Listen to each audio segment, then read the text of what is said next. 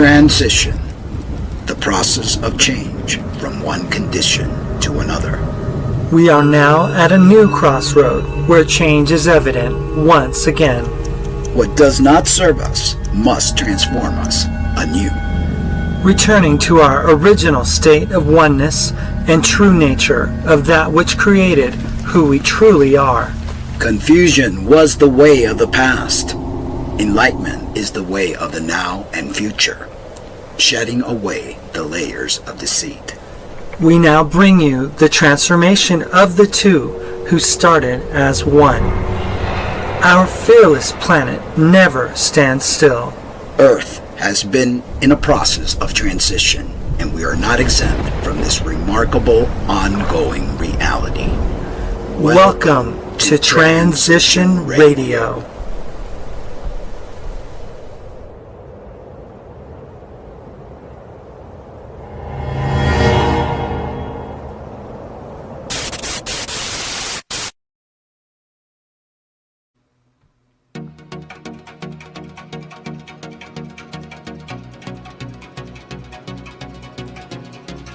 Hello and welcome back to Transition Radio Show. I'm Mark Angelo. And I'm Lena. And tonight, what's going on, babe? Oh, tonight we have a really amazing show. I'll cue that music. Tonight we're doing something very different. We're turning off the news cycles of today to look at the news cycle of the 1850s. Because to understand where we are going, especially with everything happening in the world right now, from the border crisis to the war in Ukraine to the rewriting of history, you have to understand where we started. And I don't mean the history you learned in 4th grade. We're talking about the history of the burn. Tonight we're presenting a special deep dive investigation. We're calling it Harvested, the secret history of the incubator generation. That's an intriguing name for it. Yeah, it is. Hello, Valid 45. I got, how to write hello. So welcome.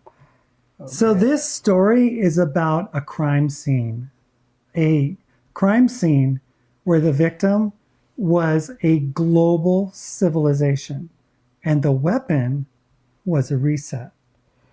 So buckle up because we are in for a bumpy ride.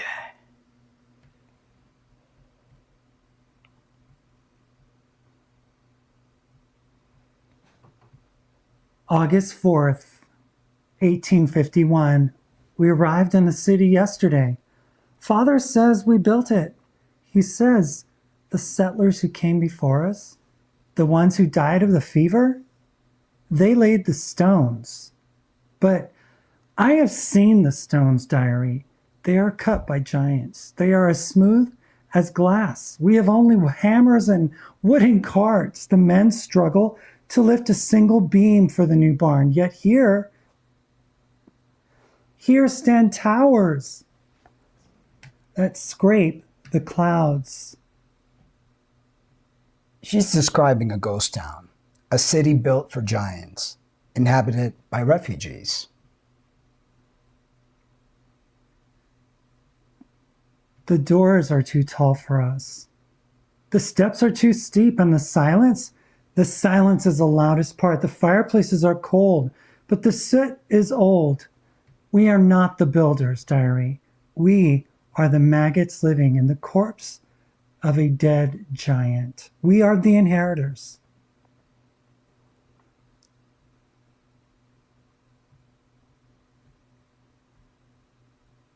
If you open a history book today, Lena, it tells you a very specific story about the 19th century.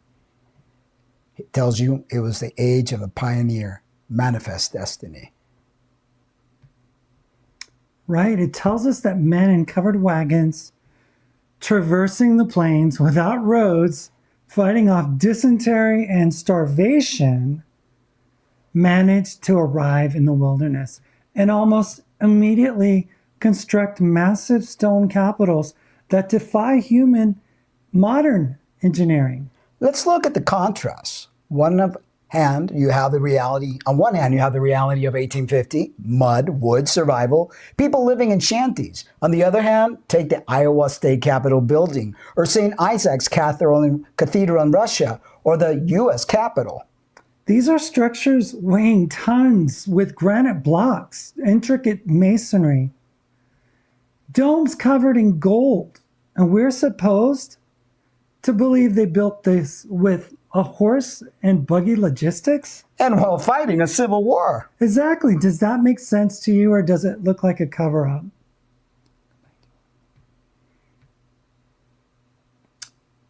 Tonight we explore the theory of a hard reset. The idea that the civilization we see in those old photos, the Tartarian architecture, was not built by us. It was inherited by us. Yes, and the theory argues that a massive population event occurred sometimes between 1800 and 1850. A catalysm, a war, maybe even a rapture. Whatever it was, it left the city standing, but it took the people. Yeah, I mean, we have the smoking gun, if you want to go back to us and the image. We have the empty cities. Because the empty cities, I've been looking at these high-resolution photos from the 1860s, and St. Petersburg, Paris, Washington, D.C., the architecture is perfect. The geometry is sacred, and the scale is massive. But there's nobody home. Nobody. The streets are completely empty. Now, historians have a standard explanation for this. They say it's exposure time. They claim early cameras needed 10 or 15 minutes to take a picture, so moving people simply blurred out. That holds water. To a point, but look at the shadows in these photos. They're sharp. That means it was high noon. The sun was bright. Exposure time would have been that long. And even if they were, in a city of hundreds of thousands, a long exposure turned the streets into a river of gray fog, the blur of motion. But these streets are clean, Mark. There's no manure, there's no trash, there's no construction. It looks less like a city being built and more like a city that was abandoned and then found. Occasionally you see one person, a long figure leaning against a massive lamppost. He looks small, confused, out of place. I mean, that is the inheritor aesthetic. Primitive people wandering through the ruins of gods. And you can play that one because we have this montage of mud flood windows from around the world. Go ahead, Ben. Yeah, and look at the ground level. Walk around London, Chicago, or Prague. Why do the windows go into the dirt? Why do the grand entrance doors stand 3 feet below the sidewalk? I mean, architects call them light wells. The reset theory calls them evidence of the mud flood. The idea is that a massive geological event, soil liquefaction, caused these heavy stone structures to sink. The inheritors didn't have the technology to dig them out, so they just paved over the mud, turned the second-story windows into doors, and called the ground floor a basement. We're literally walking on the roof of the previous world. Yeah, we have some images of these lunatic asylums. Yep, there we have it. So why don't you tell us about them? Now let's talk about what they did with the people who survived. Because if there was a reset, there must have been survivors. People who remember the old world. This brings us to the asylums. Yeah, and the Trans-Allegheny Lunatic Asylum, the Danvers State Hospital, these places look like Gothic castles. I mean, 242,000 square feet of hand-cut stone. And Mark, they claim these were built during the American Civil War. And we know what we talked about the American Civil War last week. Yeah, we did. Think about the logistic of that. The country is tearing itself apart. Men are dying in muddy tents. The economy is collapsed. And yet the government has the money and the skilled labor to build palaces for the insane. And it doesn't make sense unless they weren't hospitals. Lucius Aurelian is one of these web YouTubers that we listen to. He's a researcher that we followed, and he suggested a darker purpose. He calls them reset labor camps. He said labor camp. Wow. If you had a remnant population, people who knew free energy, people who knew the true history, you couldn't let them walk the streets telling the new generation the truth. No. So you lock them up. You label them insane. And you create what this is, the Utica crib, essentially a cage. I mean, you use hydrotherapy, you lobotomies, you erase their memory. The asylums weren't built to cure people. They were built to silence the past. There's no place where this cover-up is more obvious than American West, specifically Salt Lake City. Brigham Young arrives in 1847 and says, "This is the place." The theory is he wasn't looking at the empty desert. He was looking at the tops of buried towers. Let's take you back to 1848, the Salt Lake Valley. 2 settlers are working on the foundation of the temple. You can pause it and go to just that single of the screen as we do this dramatization. Just go, leave that there. Yep. Okay. My back is broke, Thomas. The granite is too hard. Our chisels shatter against it. We made an inch of progress today. An inch! Brother Brigham says it's a test of faith, Jedediah. We're building Zion. Faith? Look at this block. Boy, we didn't cut these today. We dug it up. Look close. It has moss on it. Moss on a stone that was supposed to be the quarry this morning. Hush. You know what the penalty is for that kind of talk.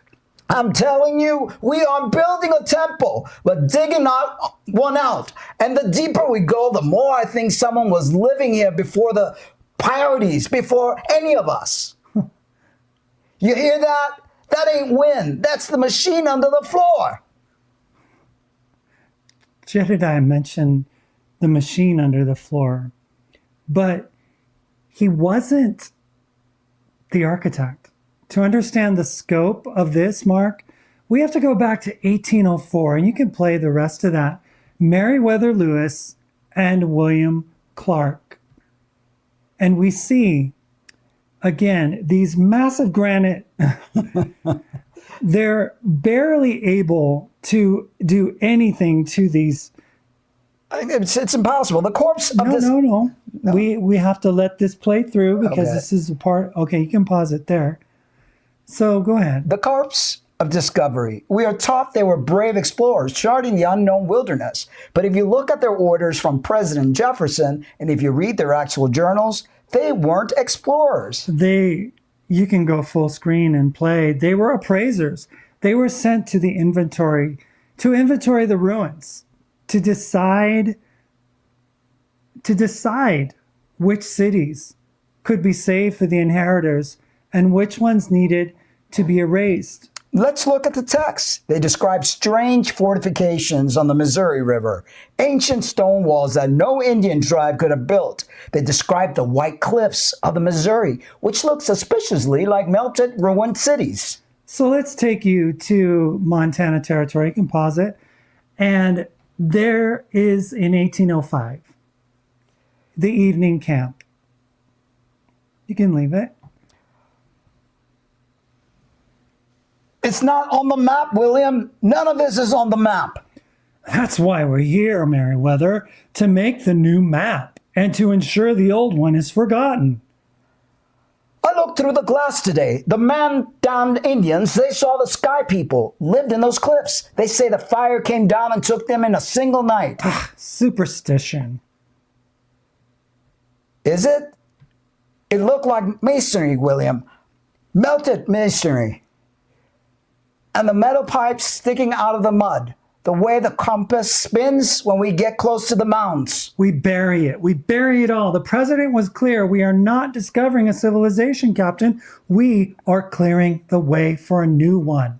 Write it down as natural limestone formations. And let's move on. Natural limestone formations. That's how they hid the ruins of the Midwest. But in California, they couldn't just dig them out. They had to hide them. They had to dig them out. They couldn't hide them. Right. This brings us to the gold rush of 1849. Yeah, you can go ahead and play that. The narrative is a carpenter finds a nugget in a stream, and suddenly 300,000 men rushed to California with pans and shovels. But Lena, have you looked at the photos of the mining operation in the 1850s? They aren't planning in creeks. They're using hydraulic cannons, massive water monitors, blasting millions of gallons of water at high pressure against entire mountainsides. Why use that level of force to find gold dust? The theory suggests they weren't looking for gold in the dirt. They were washing the dirt off the buildings. They were excavating the buried infrastructure of the West Coast. You can play it forward, and we see how this played out. It's crazy. This is not panning for gold, people. This is taking old buildings, old civilizations, and uncovering them and basically looting them. You can pause it. So it explains the San Francisco anomaly. San Francisco went from a muddy village of 1,000 people, you can come back to us, in 1848 to a stone and masonry metropolis of 25,000 people by 1850, only in 2 years. Well, without a foundry, without a brick factory, without a paved road connecting to the east. How do you build a Rome in 2 years with manual labor? You don't. You just shovel the mud out of the living rooms of the buildings that are already there. The gold rush was the cover story for the greatest looting operation in human history. And that looting provided the capital and the housing for the people they were about to ship in. You can go back to a visual of basically this Shalaga and White City, Chicago's World's Fair. You can pause that. While the West was being excavated, the Midwest was being renovated. To understand the true history of Chicago, look at maps from the 1500s. In the exact location of modern-day Chicago, there's a city labeled Shilaga. It is depicted with castles and towers. The reset theory argues that the 1893 World's Fair, you can play some of that, wasn't a temporary plaster set built in a swamp. It was the restored city center of ancient Shilaga. You can pause it. The official story says that they built 200 colossal buildings in 2 years using staff, quote unquote, a mixture of plaster and hemp. But engineering reports from the time discuss the immense load-bearing capacity of the floors. Why build a temporary plaster floor that can support heavy industrial dynamos? Because the floor was not temporary. The fair was a debut party for the reset. They dazzled the inheritors with AC electricity and the beauty of the old world, and then they burned it. You can play on. I mean, full screen if you want to. We're going to talk about some of this. This is literally what it looked like. You know, there's no way a plaster building. And then they just burn it all down. They just tear it apart at the seams. It's really sad. You can pause it. In 1894, a series of mysterious fires destroyed the White City. Let me get back to us here. By burning it, the controllers erased the primary evidence of the old world in the Midwest, leaving only the gray city, quote unquote, of modern Chicago behind. You know, it wasn't just Chicago. You can play some of this as well and go back to full screen. And St. Louis was originally known as a mound city. Before 1869, the downtown area was dominated by massive earthworks and pyramids. The Big Mound was larger than the Great Pyramid of Giza. You can keep playing because When the city dismantled it to build a railroad, they didn't just find dirt. Newspapers reports from the St. Louis Democrat described that discovery of strange brick walls, quote unquote, inside the mound, and most disturbingly, giant skeletons. Can you believe that? I mean, you can keep going. It's amazing that that was there and that they just got rid of it. You can pause it. 2 skeletons measuring over 8 feet tall, double rows of teeth. They were packed into crates and shipped to the Smithsonian Institution. And like thousands of other giant skeletons found across North America, They were never seen again. Well, the Smithsonian Charter wasn't to display history, Lena. It was to contain it. They paved over the giants so the orphans wouldn't ask questions. We have more images of these giant skeletons that they found. I mean, these were not legend. It was literal. And the newspapers of the day were filled with stories about that. You can pause that and come back to us. But if the cities were empty, where did the people go and where did the new people come from?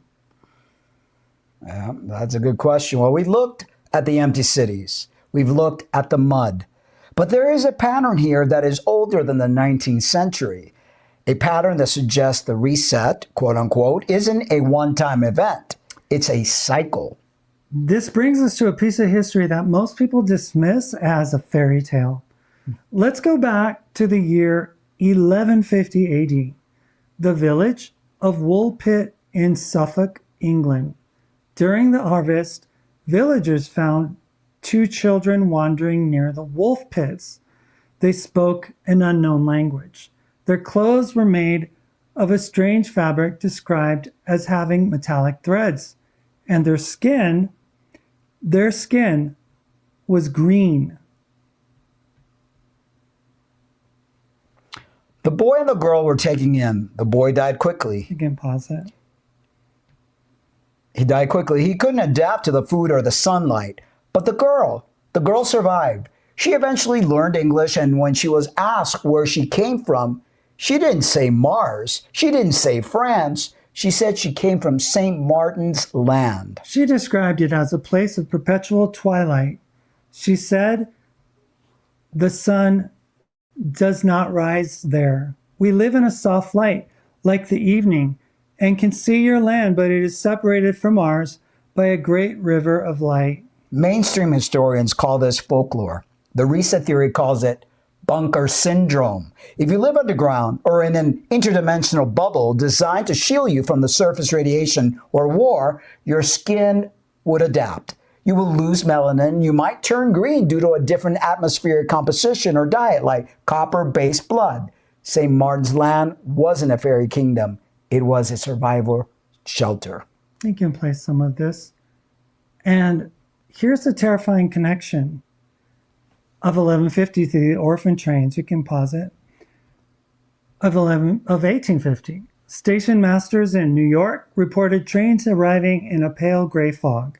They reported children who spoke dialects that didn't exist on any map. Children who asked when they could go back to the shining city.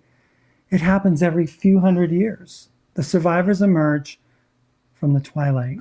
This answers the darkest question of all. Where did the adults go? If there was a global war or a flood, we should find millions of adult skeletons.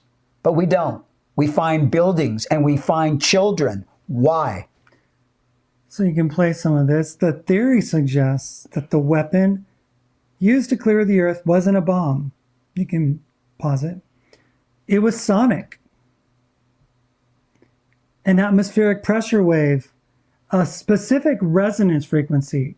Every object has a resonant frequency, as we did that show about black noise. Right, exactly. The note that makes the wine glass shatter, the human body is no different. Exactly, but size matters. A frequency that causes that massive lung and chest cavity of a 180-pound adult to collapse might simply pass through a 40-pound child.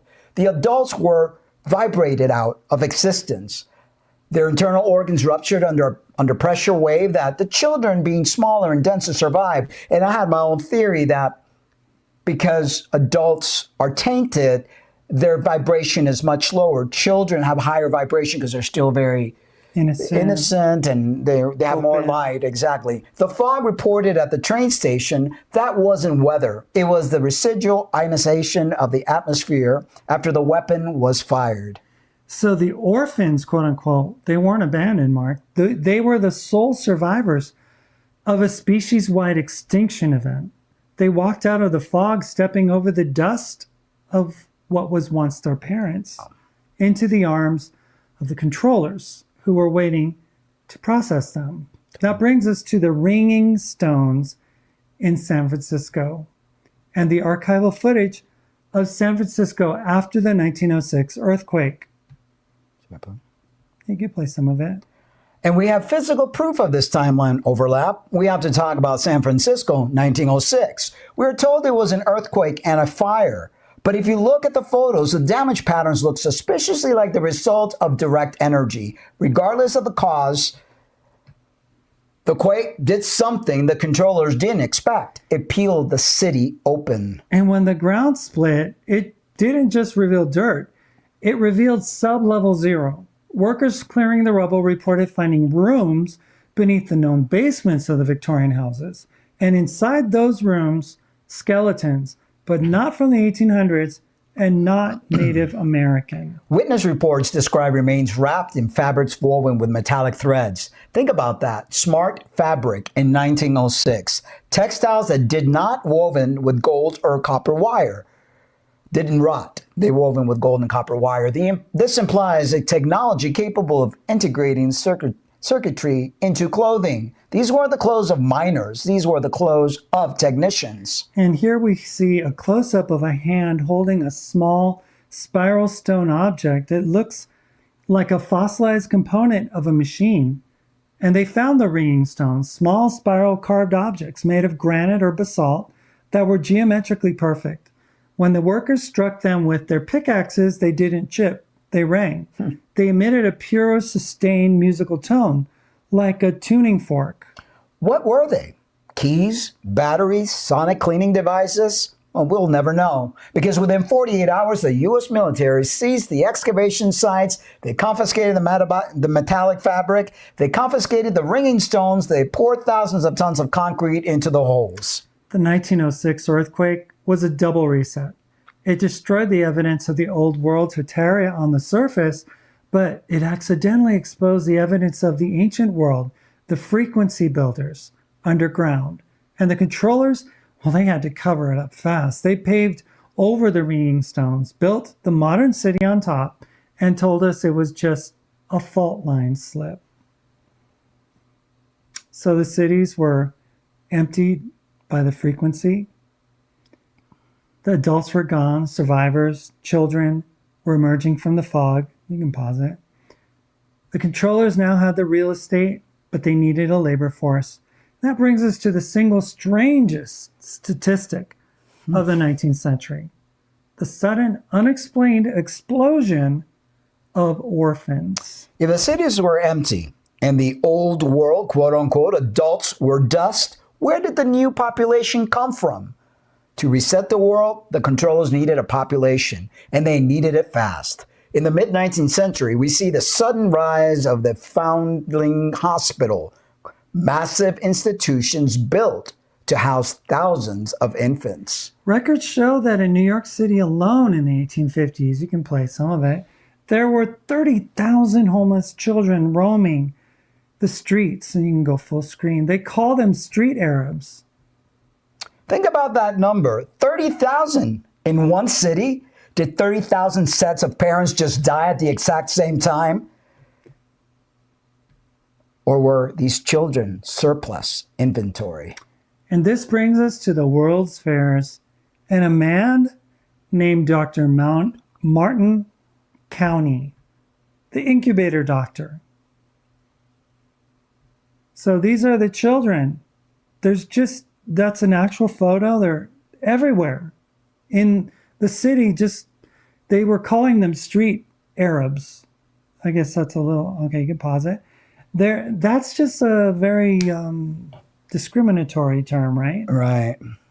So meet Dr. County, the baby doctor of Coney Island. Official history tells us he was a pioneer of neonatology, though that he saved thousands of premature babies by placing them in incubators. But there are two strange details about Dr. Cooney. One, he had no medical license. Two, he didn't operate in hospitals. You can play that. He operated on the boardwalk, at the Midway, next to the sword swallowers and the bearded ladies. Why was the most advanced medical technology of the 19th century displayed as a sideshow attraction? And why did he always, stop it, And why did he always have a full house? Thousands of babies every single day for 40 years? And crucially, he never ran out of a supply. The theory suggests these weren't hospitals, Mark. They were hatcheries. This repopulation effort hiding in plain sight. So here's a scene, and we're going to play a dramatization if you want to go full screen on it and pause it. Don't be shy, folks. Don't be shy. Witness the dawn of the new man. Smaller, weaker perhaps, but alive. Kept alive by the miracle of science. Martha, wow. Whispering anxious. They look so identical, Henry. They're babies, Clara. All babies look alike. No, look at the eyes. They don't look like us. They look older. And where are the mothers? Surely they're frantic to see their children. Fascinating specimens, aren't they? The generation of the future. The mothers are unavailable. Where are the parents? Where are the parents, sir? The mothers are unavailable. These are children of the state, sir, children of the fair. And they are looking for homes, good Christian homes, perhaps a farm in Nebraska or a homestead in Oregon. You mean we can take one? My dear, why do you think we saved so many? Step this way, let's look at the catalog. You can play some of it. Let's look at the catalog. That wasn't just dramatic license, Mark. These are real postcards from the late 19th and early 20th century. And they are titled à vendre, French for sale. So you can keep going. I'm looking at them. A baby shop with a sign that says Modern Baby Bazaar. No returns. Another card shows a baby with a price tag. Mainstream historians call this Victorian humor. You can pause it. It's not funny. Look at the text on the back. Mind Unveiled found cards with messages like, hurry up and order one before they're sold out, or cards where the babies have resumes pinned to their chests. I eat little. I'm quiet. I will not pee in the bed. These aren't jokes. These are product specifications. This was a marketing campaign, a normalization campaign to get the inheritors, the adults who survived the reset, to accept these mass-produced children into their homes. They were repopulating the empty world, one transaction at a time. And where did the babies come from? We tell our children they came from the Cabbage Patch or were delivered by the stork. We think these are fairy tales, but in the reset theory, myths are just diluted history. The Cabbage Patch, you can go back to the full screen. It isn't a vegetable garden. It's a euphemism for the artificial wombs, the biological growing fields, and the stork.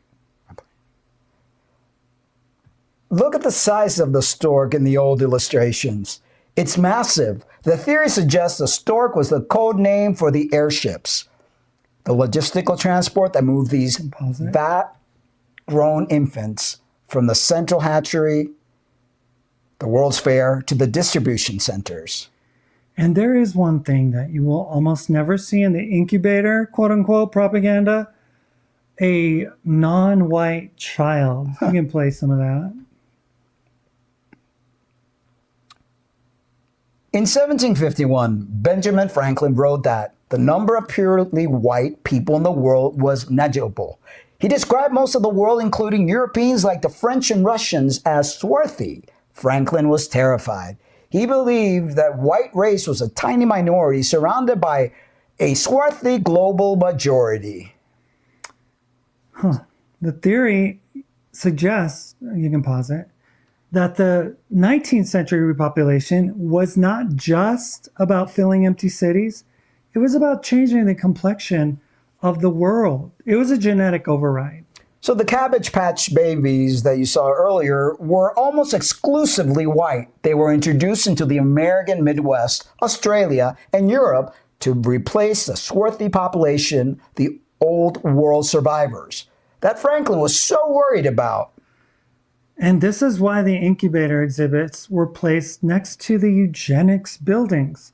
The controllers weren't just growing people, they were breeding a specific type of person, a population that had no history, no connection to the land, and crucially, no connection to the indigenous survivors who knew the truth about the old world. By the mid-19th century, the controllers had a problem. They had the empty cities in the West. They had the population stock accumulation in the East, but the stock was stuck in the hubs, New York, Boston, and Chicago. So they needed to disperse the inventory. You can play some of that. Oh, okay. They needed to seed the empty quarter with a compliant workforce. And so began the largest migration in history, the Orphan Train movement.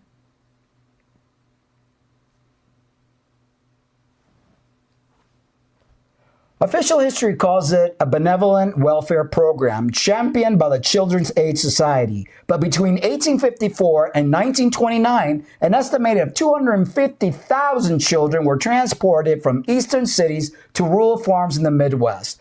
250,000. That is 250,000 children with no parents, no history, and no memory. Good pause it. The narrative says that these were street urchins saved from poverty. The reset theory says they were the inheritors being deployed. They were loaded into boxcars, literally cattle cars. That sounds interesting about something happened in 1930s and 40s that were people were in boxcars too. Cattle cars, really. Cattle cars. Being sent to concentration camps. And these kids were shipped to towns with names like Harmony and Liberty and Eden, towns that were often already built and waiting for them. You can go to the full screen.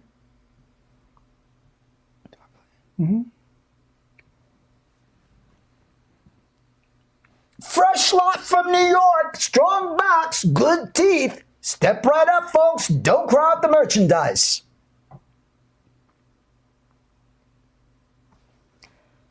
That one there, that boy with the red hair, can he plow? He can't plow, he can't sew, and he doesn't speak much English, so he won't talk back. Do I hear a pledge? Sarah, where are we? Where's Mama? Mama's gone, Robert. We don't say that name anymore. Your name is Robert now, and you belong to that man. I'll take them both. Need a girl for the kitchen. Sold. Sign the papers. Standard contract. Indentured until 18. No contact with the East. If the trains were the wholesale distribution, then the U.S. mail was the retail delivery. I know this sounds like a conspiracy theory hallucination, Lena, but it is a documented historical fact. On January 1st, 1913, the United States Postal Service, the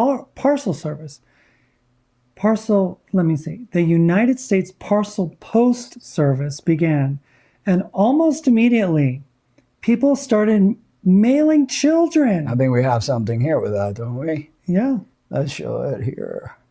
they're mailing children. Yeah, well, because there were no regulations against it, and because the postage was cheaper than a train ticket, parents and guardians slapped stamps on children on their jackets and handed them to the mailman.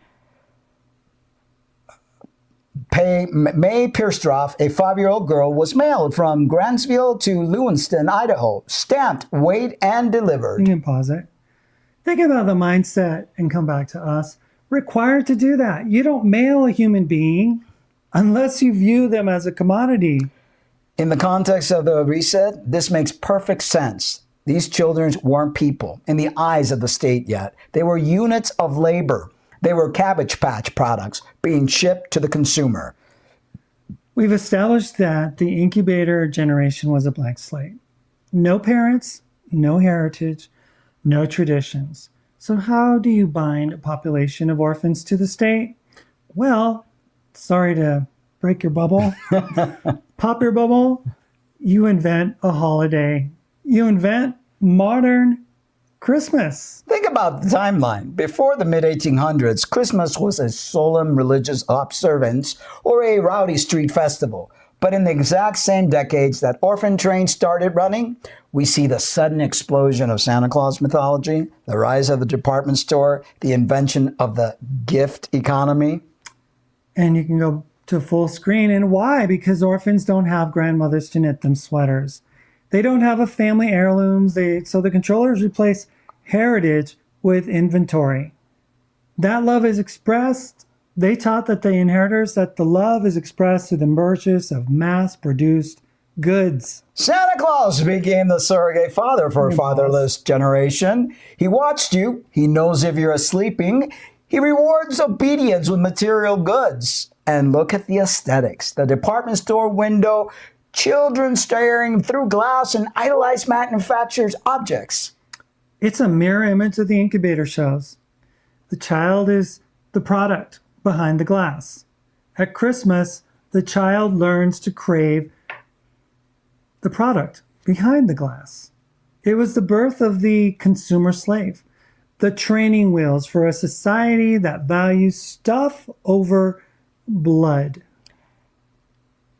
But shipping the bodies and buying the toys was just the start. The hard part was programming the minds. How do you ensure this new population doesn't ask questions about the giant buildings they're living in? You create the public school system.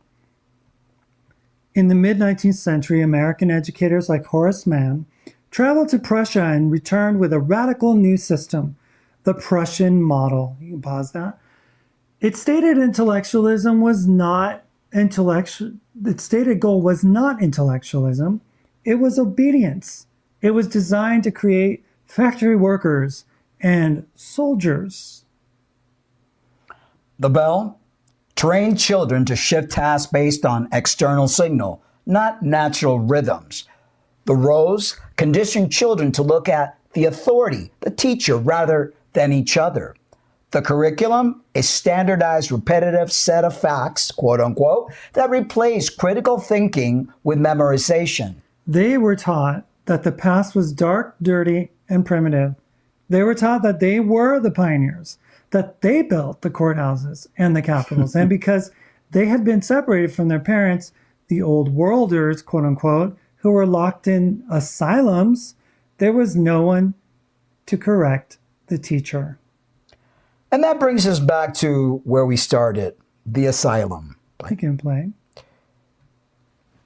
If the children were in the schools, where were the parents? The Trans-Allegheny Lunatic Asylum, the Danvers State Hospital.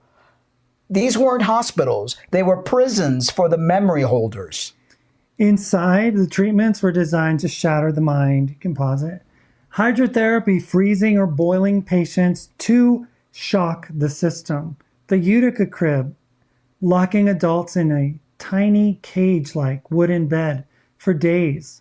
Lobotomy, the physical destruction of the frontal lobe, the seat of memory. They weren't trying to cure madness. No, they were trying to cure history. The asylums were the hard drives where the corrupted files, the old world survivors were stored and eventually deleted. And one thing I noticed, they came a time that they started closing all the mental institution, the asylums, and it's just like, out of nowhere, just letting people out,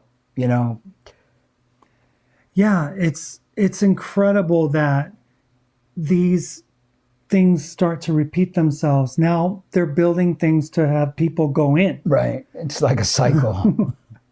So we have to zoom out, and you want to play some. This wasn't just an American project, though.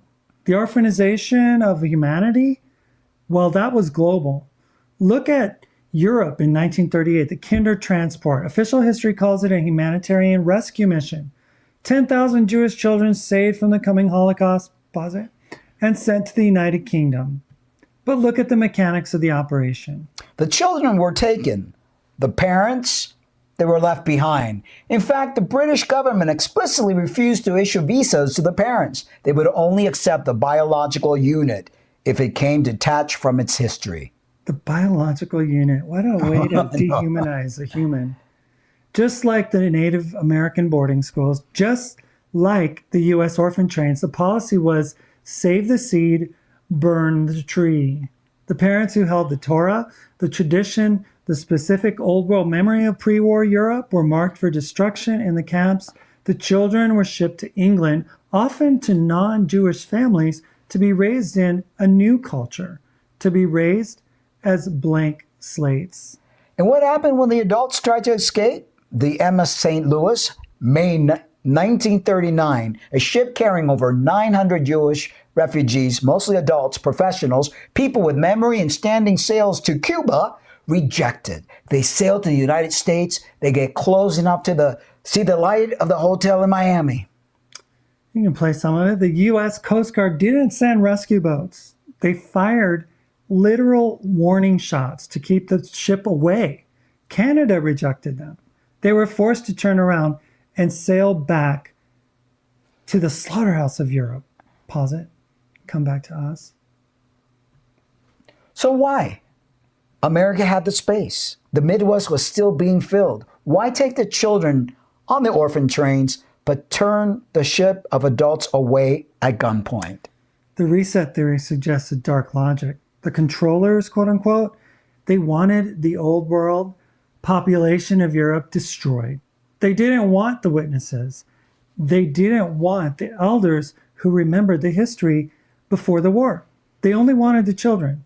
The ship wasn't rejected because of bureaucracy, Mark. It was rejected because of the cargo. The adults, well, they weren't part of the new inventory. It was a filtration system. If you were young enough to forget, you got a train ticket. If you were old enough to remember, you got a death sentence.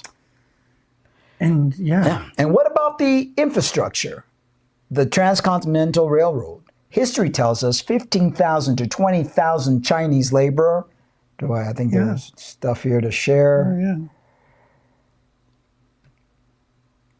They were brought in to build it. They blasted through Granites Mountains with hand tools. But look at the tunnels in the Sierra Nevada. Look at the perfect masonry of the culverts. The theory argues the Chinese weren't building the railroad. They were excavating it. They were brought in because they were disciplined. They were efficient. And crucially, they could be silenced. And one of the things you mentioned was even in Cuba, I remember as a kid, there was like so many Chinese, and they had the Chinese laundry. And I always used to wonder, why all this Chinese population in Cuba? And even here where we live in Silver City, they talked about that they had a massive group of Chinese people that were also like mining and doing all sorts of different things. So once the old world transit system was dug out, the Chinese Exclusion Act of 1882 was passed. The workforce was discarded. The secret was sealed. The witnesses were removed from the continent. And actually, when we went on our journey, didn't we stop in certain areas that had like the whole Chinese? Oh yeah. There was like a trauma in like California. There was a park that we were going to go visit, a state park that had some really negative story connected to it. Right. So yeah, it's crazy because we have like all of that, and then we go to this other segment, which is all about the silver screen spell. Is there something to share? Yeah. Okay. And you can pause it once you get to it. Okay. We're going to see a little bit more of it's not playing. We're going to see a little bit more of the Chinese. I mean, they're literally digging these things out. They're not building. I know. Anything. Nothing at all. Okay, you can pause it. So we have the schools, we have the trains, but to truly control the inheritors, do I put full screen? Or, the controllers need a story, a myth so powerful it would replace their own memories. So they invented a new technology, the motion picture. And what was the very first narrative film ever made? It wasn't a cowboy movie. No. It wasn't even a romance. Not at all. It wasn't a war story. Nope. It was the Cabbage Fairy. There's a thing they say that the Illuminati or the controllers of the world, they have to kind of let you know what's going to happen or kind of give you a clue as part of casting the spell. So released in 1896, mainstream history calls it fantasy. The reset theory calls it soft disclosure. They were showing the new population exactly where they came from, not from a mother, but from the state's garden. They were normalizing the harvest. Yeah, you can show some more and play some of it. Okay. It was an instructional video disguised as entertainment before the first generation of inheritors was even old enough to ask questions. You can pause it. The answer was already on the screen. You didn't come from a womb. You came from the patch. You can go back to a full screen. If cinema normalizes the harvest, Walt Disney's built the simulation. Disney created the happiest place on earth, a walled city with underground tunnels and audio animatronics designed to simulate life. And the crown jewel of his indoctrination is Small World. It debuted at the 1964 World's Fair, the successor to the incubator shows. Interestingly, think about the imagery, Mark. Thousands of children from every nation on earth, and they are singing in unison. They are smiling, and none of them have parents. It's a global orphanage. It is the incubator dream realized, a world of eternal children, stripped of their history, stripped of their suffering, united in a single repetitive mind-numbing song. The ride tells you we are all the same, we're all alone, and we are all happy. La la la la la. Yep. It's a small world after all. And Disney himself, well, he has a restaurant at Disneyland, and they call it Club 33, and it just so happens to be for, let's just say, elites. Right. And it's not open to the general public. But that's no surprise because Disney, he was a demolay, a 33rd degree Mason. And his Epcot project, well, that wasn't a theme park. It was a blueprint for a technocratic city where residents would have no voting rights and no property ownership. He was designing the freedom cities of the future. What is it that they're actually saying? You will own nothing and you will be happy, and all sorts of things like that. I always just thought it was a bit creepy going through. It's a small world, and we've got this image of all these wonderful, happy children. But Chucky's friends. Oh, look at that. That's just, yeah, they look so, okay, you can pause it. Go back to us. Yeah. We talked about Disney's Small World, but his second film, Pinocchio, actually I should probably show him. Pinocchio was even more revealing. To understand the incubator generation, you have to understand the marionette. But we need to go back to the original source, Carlo Collodi's book from 1883. It wasn't a fairy tale, Lena. It was a warning. In the original text, Pinocchio isn't given life by a fairy. Yeah, you can play some of it. The wood itself is alive. It cries out in pain when the carver cuts it. The reset theory suggests, you can pause it, this is the inheritor condition. We were created using the genetic material, the living wood of the old world. We possess the latent memory of the previous civilization, but we have been carved into a new shape by the controllers. We are ancient biological hardware running new limited software. You can play some more and get to the Pleasure Island part. And what is the trap set for the marionette? The land of toys. Or as Disney called it, Pleasure Island. Pinocchio is lured there by a character called the Little Man. He promised a world with no schools, no history, no masters, just candy, violence, and amusement. It represents the bread and circuses of the inherited world. The distraction that keeps us from asking who pulls the strings. But, this is a big but, the distraction has a price. As the boys indulge in the lower frequencies, in the ignorance, they de-evolve. They turn into Literal donkeys. Why a donkey?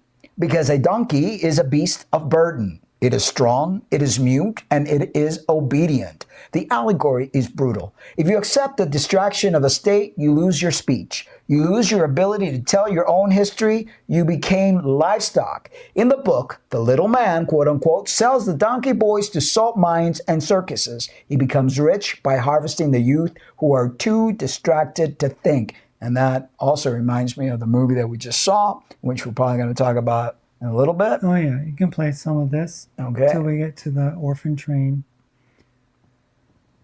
So this is the Orphan Train methodology. Lure them with a ticket to new life, strip them of their memory, process them into a labor force.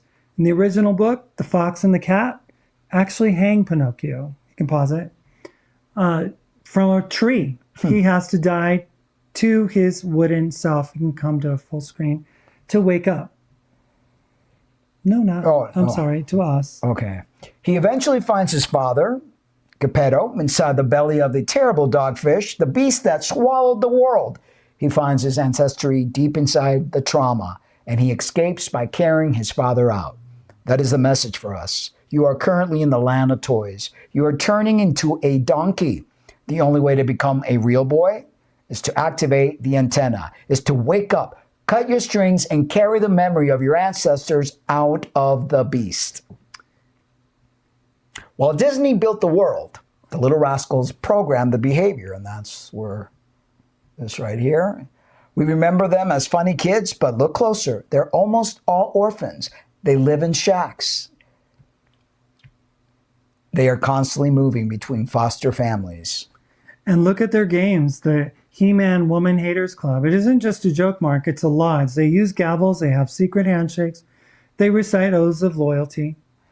The theory suggests these shows were programmings. They were teachings the orphan train generation that it was normal to be raised by the quote-unquote club or the lodge rather than a family. The state was your father. Even the dog carries the mark, the circle around the eye. In modern conspiracy theory, the Black Eye Club represents initiation, submission to the master. The message was clear. You don't have a bloodline anymore. You belong to the screen. Drive by. Yep.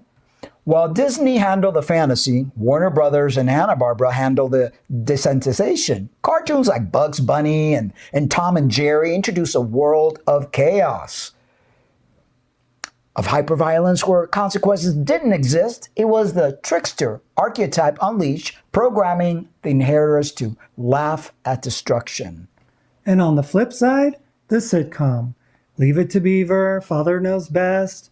We look at the 1950s as a wholesome time, but the reset theory argues this was the whitewashing phase. These shows depicted a white monoculture that never existed. No minorities, no poverty, no history. They were programming the nuclear family, the isolated unit of mom, dad, and 2 kids behind a fence. This destroyed the tribal model of the old world. And look at the Flintstones versus the Jetsons. The theory is that they are living in the same timeline. The Jetsons live in the Sky Cities, the capital, above the clouds. You never see the ground in the Jetsons. No. The Flintstones live on the surface, the districts, in the rubble of the old world. And they used re-engineered animals, the Flintstones did, as appliances because the technology was lost. And the Jetsons used robots, right? Yeah. They live in the ruins of the reset, convinced that they are cavemen. You can play a little bit. So the master programmer, the man who wrote the blueprint for the entire operation, was Frank L. Baum. We are told he wrote The Wizard of Oz as a fairy tale, but in the context of a reset, Baum wasn't a fantasy writer. He was a war reporter.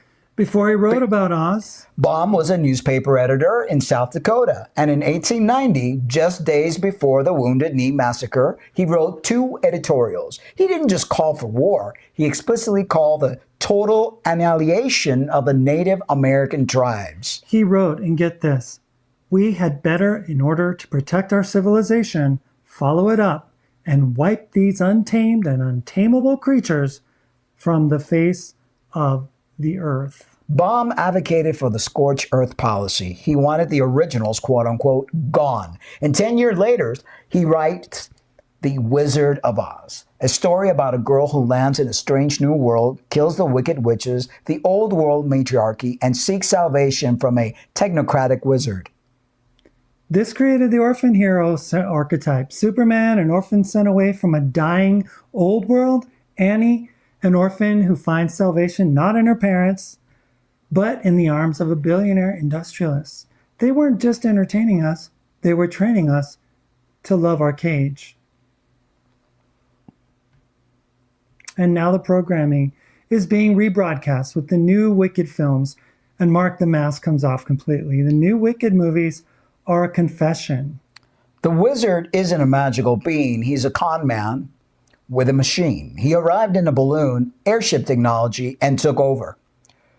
And there's a chilling moment where he explains exactly how he controls the population of Oz. He tells us that the people wouldn't believe any narrative that wasn't what they've already believed.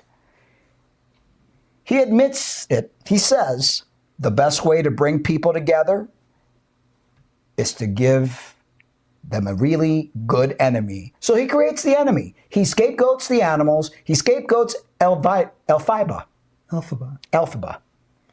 This is a consensus reality. The inheritors accepted the fake history of the 19th century, the idea that they built the capitals with wagons because it flattered them. It made them the heroes.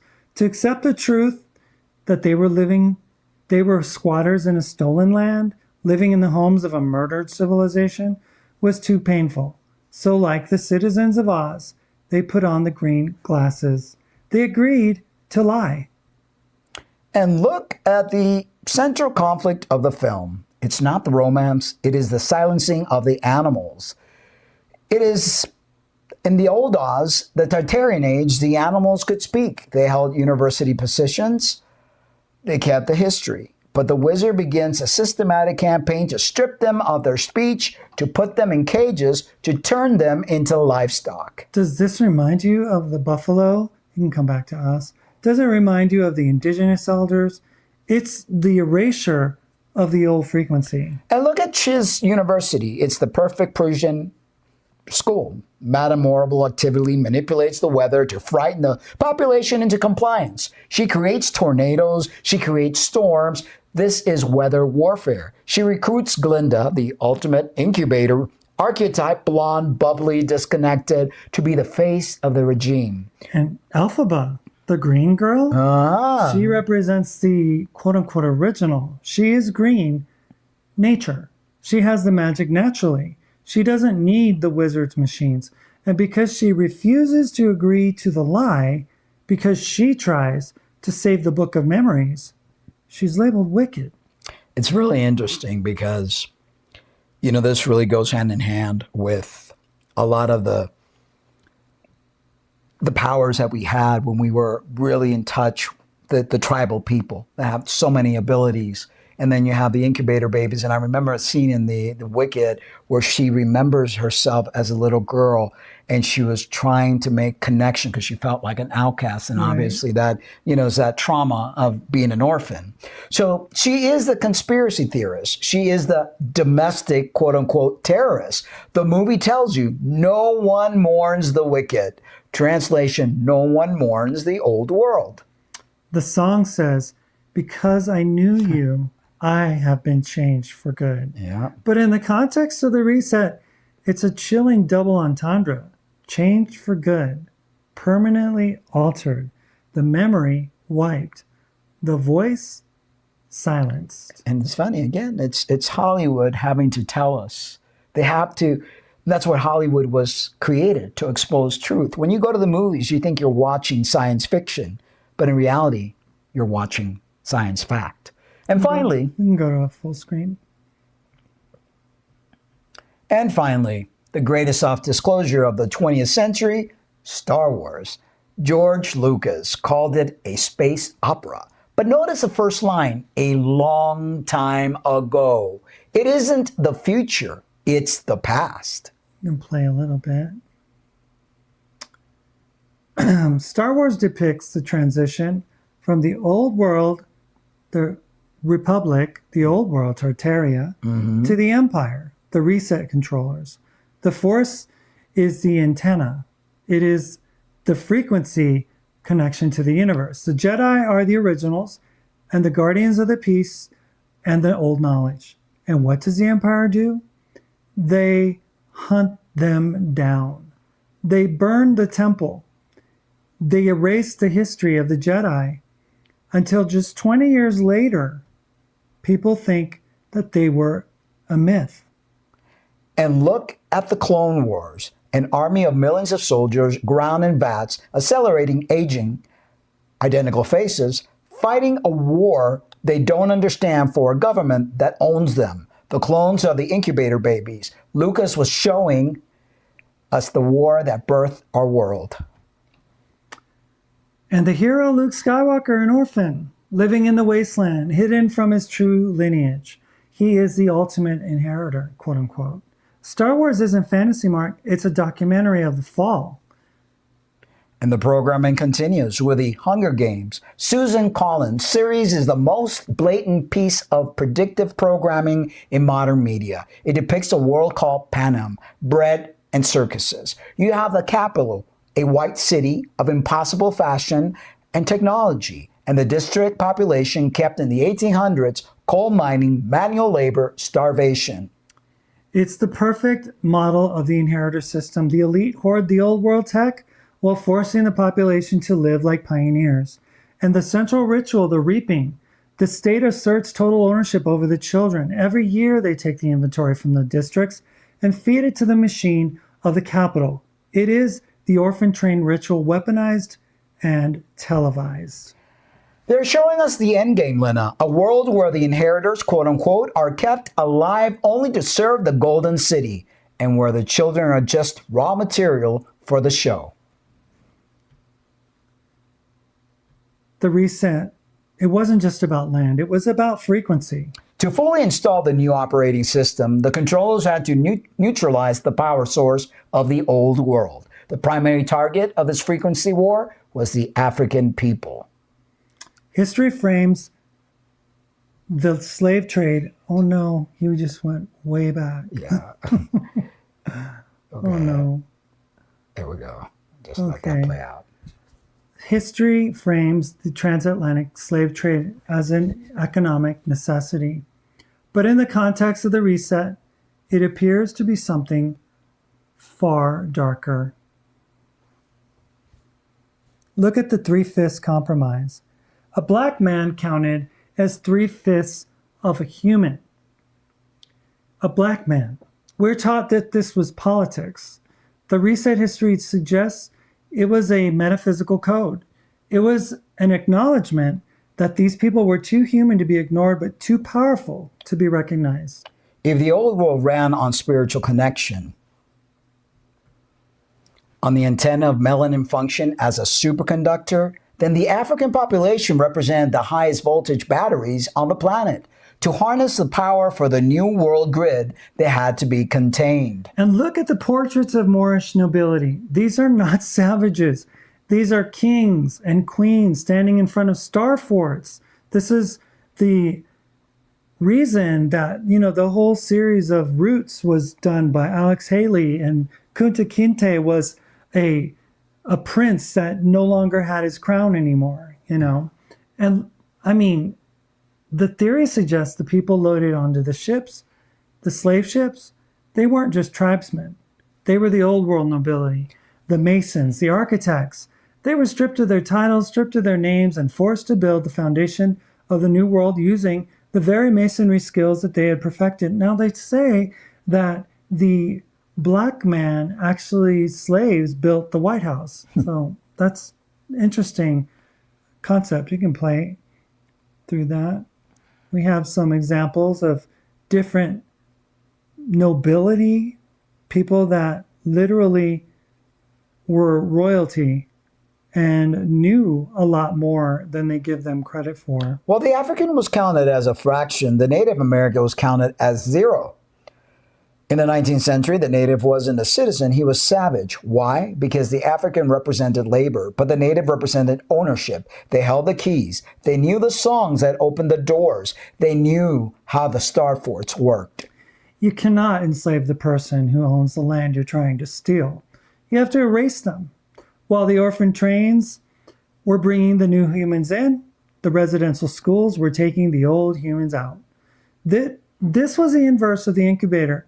Entire villages had their children ripped away by armed agents. The hair cutting. The hair was a spiritual lobotomy.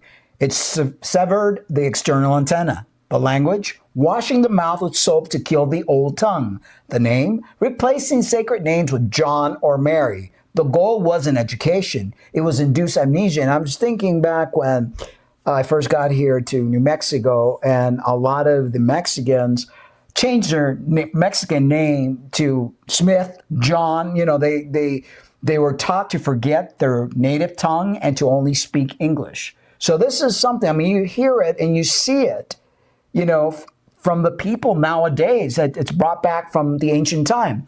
You can go on.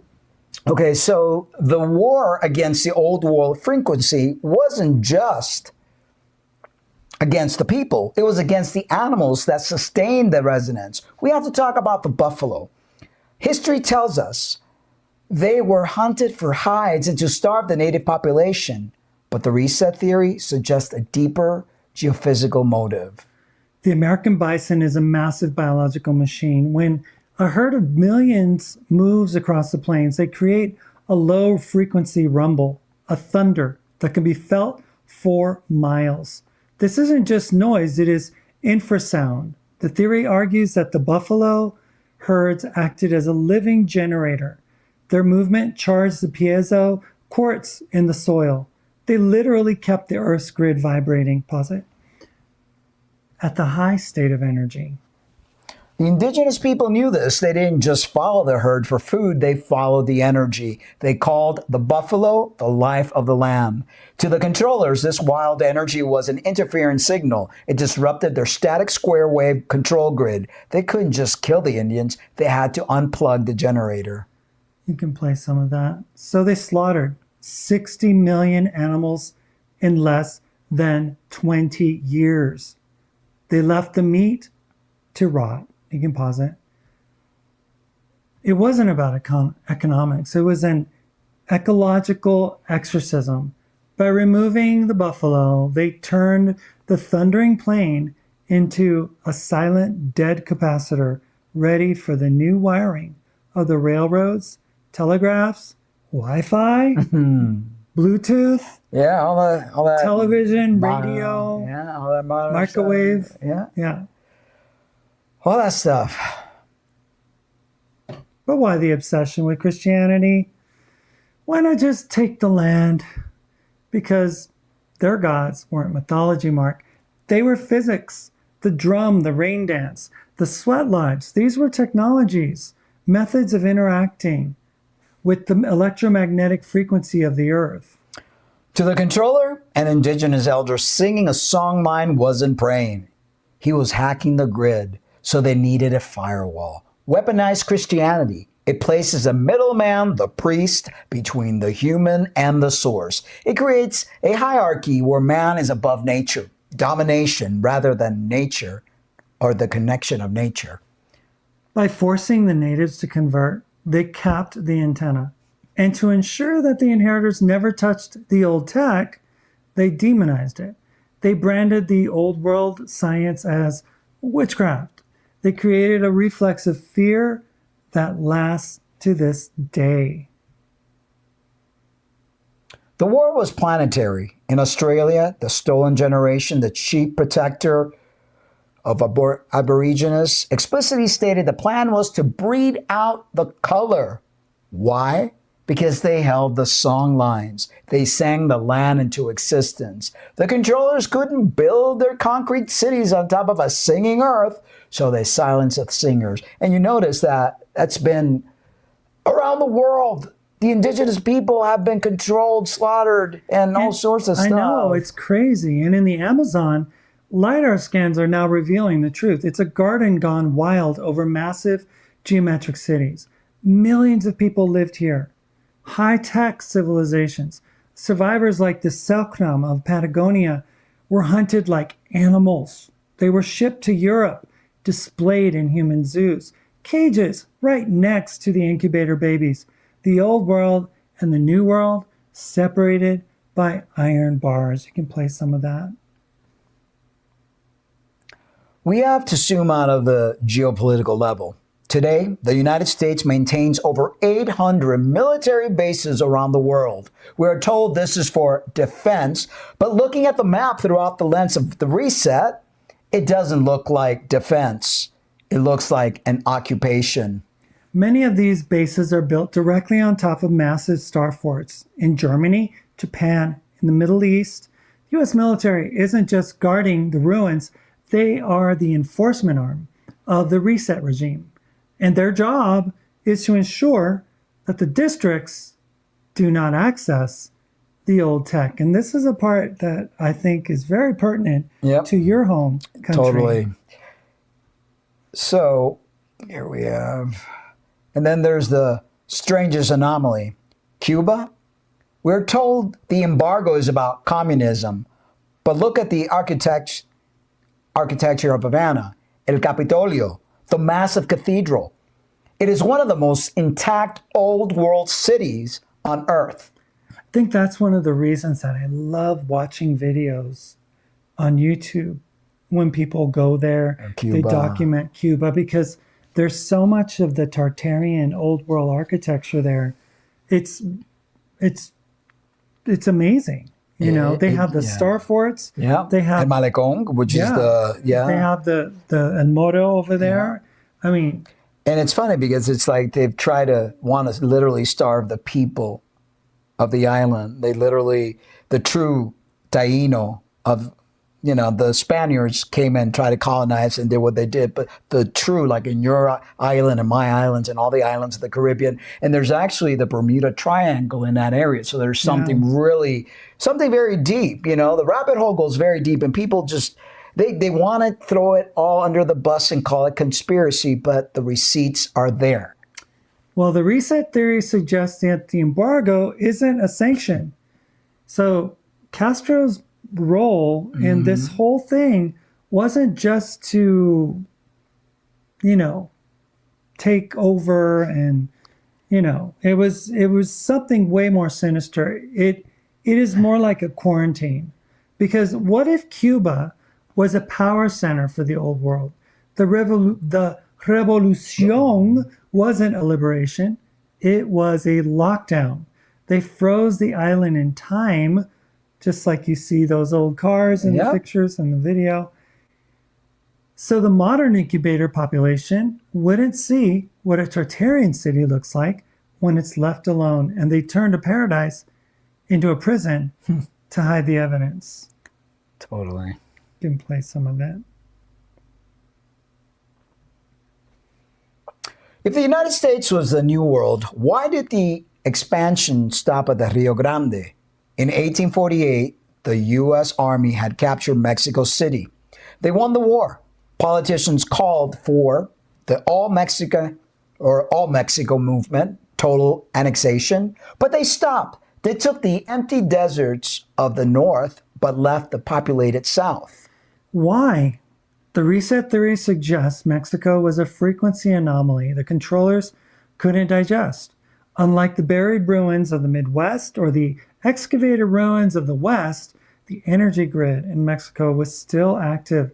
Teotihuacan, Chichen Itza, Palenque, these weren't just ruins. They were massive, functioning resonance engines. The incubator, quote unquote, population, the white Anglo-Saxon stock, couldn't survive in that frequency.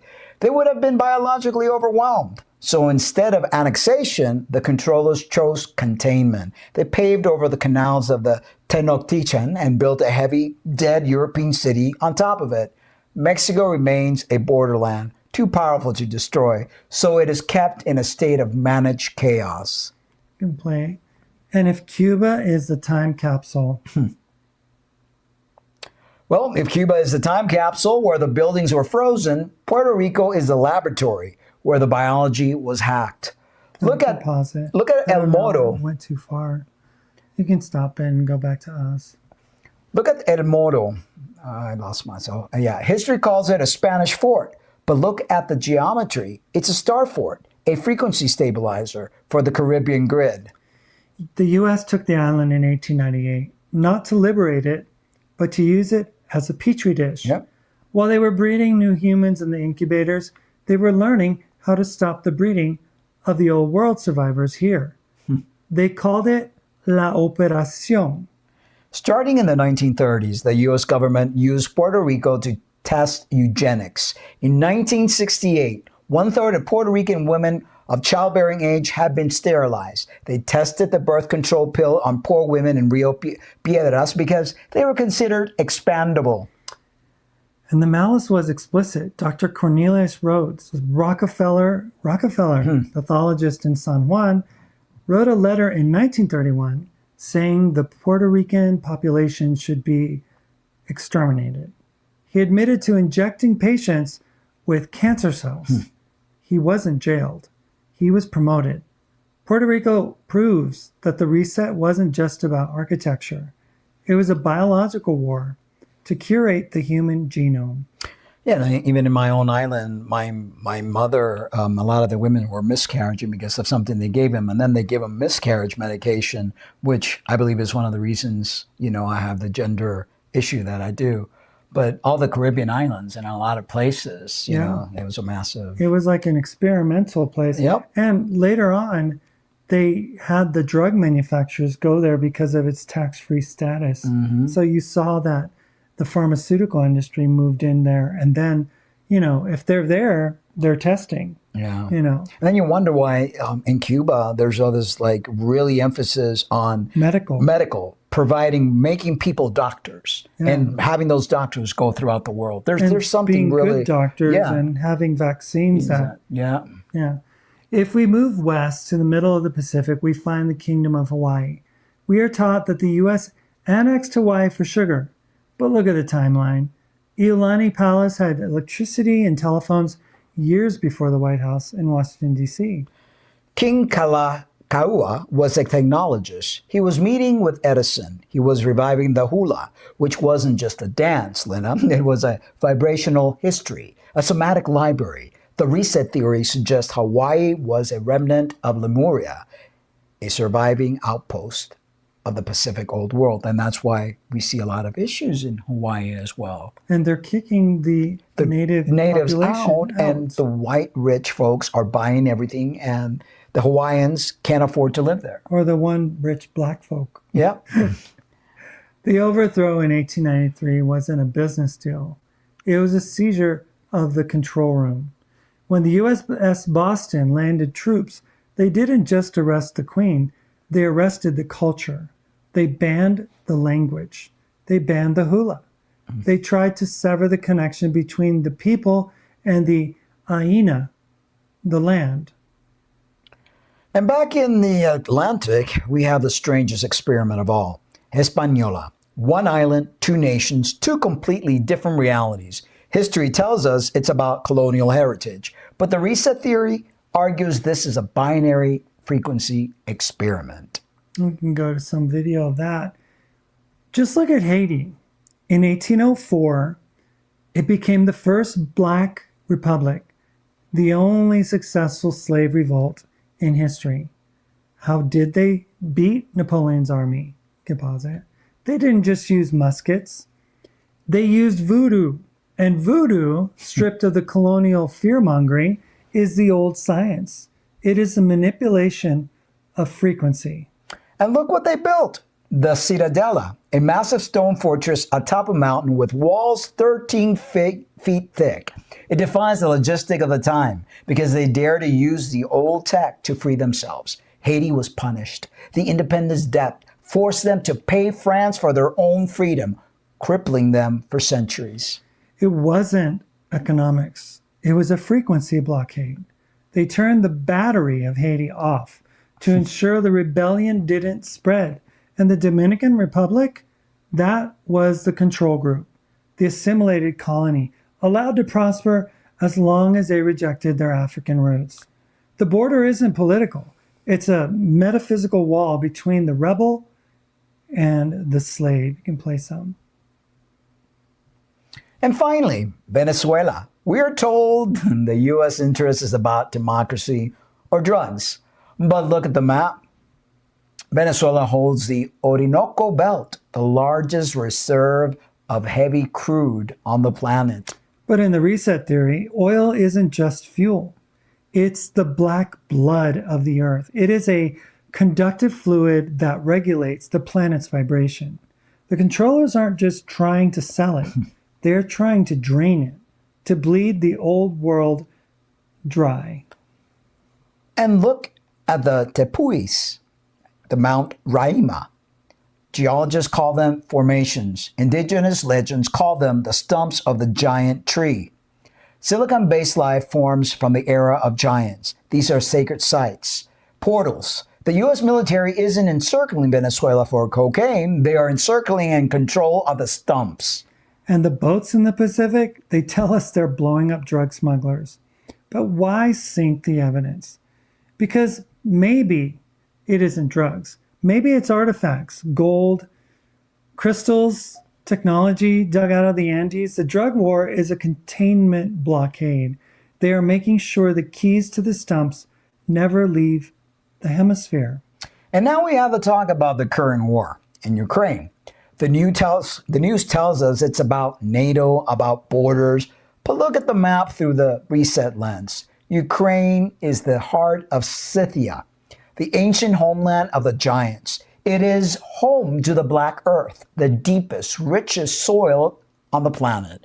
Reset theories argues this isn't natural soil. It is engineered, terraforming from the old world. And the architecture, Odessa, a city built on top of 2,500 kilometers of catacombs. The official story says they were limestone mines, but look at the tunnels. They're geometric, they're finished. Odessa is a mud-flood city par excellence. The basements are clearly the first floors of a buried metropolis. The theory suggests the war is a demolition and recovery operation, just like in Iraq, where the first thing the invaders did was loot the Baghdad Museum. Reports from Ukraine indicate that Scythia gold is vanishing. Ancient artifacts, technology from the pre-reset era are being crated up and moved out of combat zones. Are they protecting it or are they stealing it? And the destruction, the bombing of historic districts, the leveling of cities, like Mariupol, it is the erasure of the architectural evidence. If you can't whitewash the building, you blow it up. And the human cost, the meat grinder. It is the deliberate depopulation of a specific DNA heritage that remembers the old ways.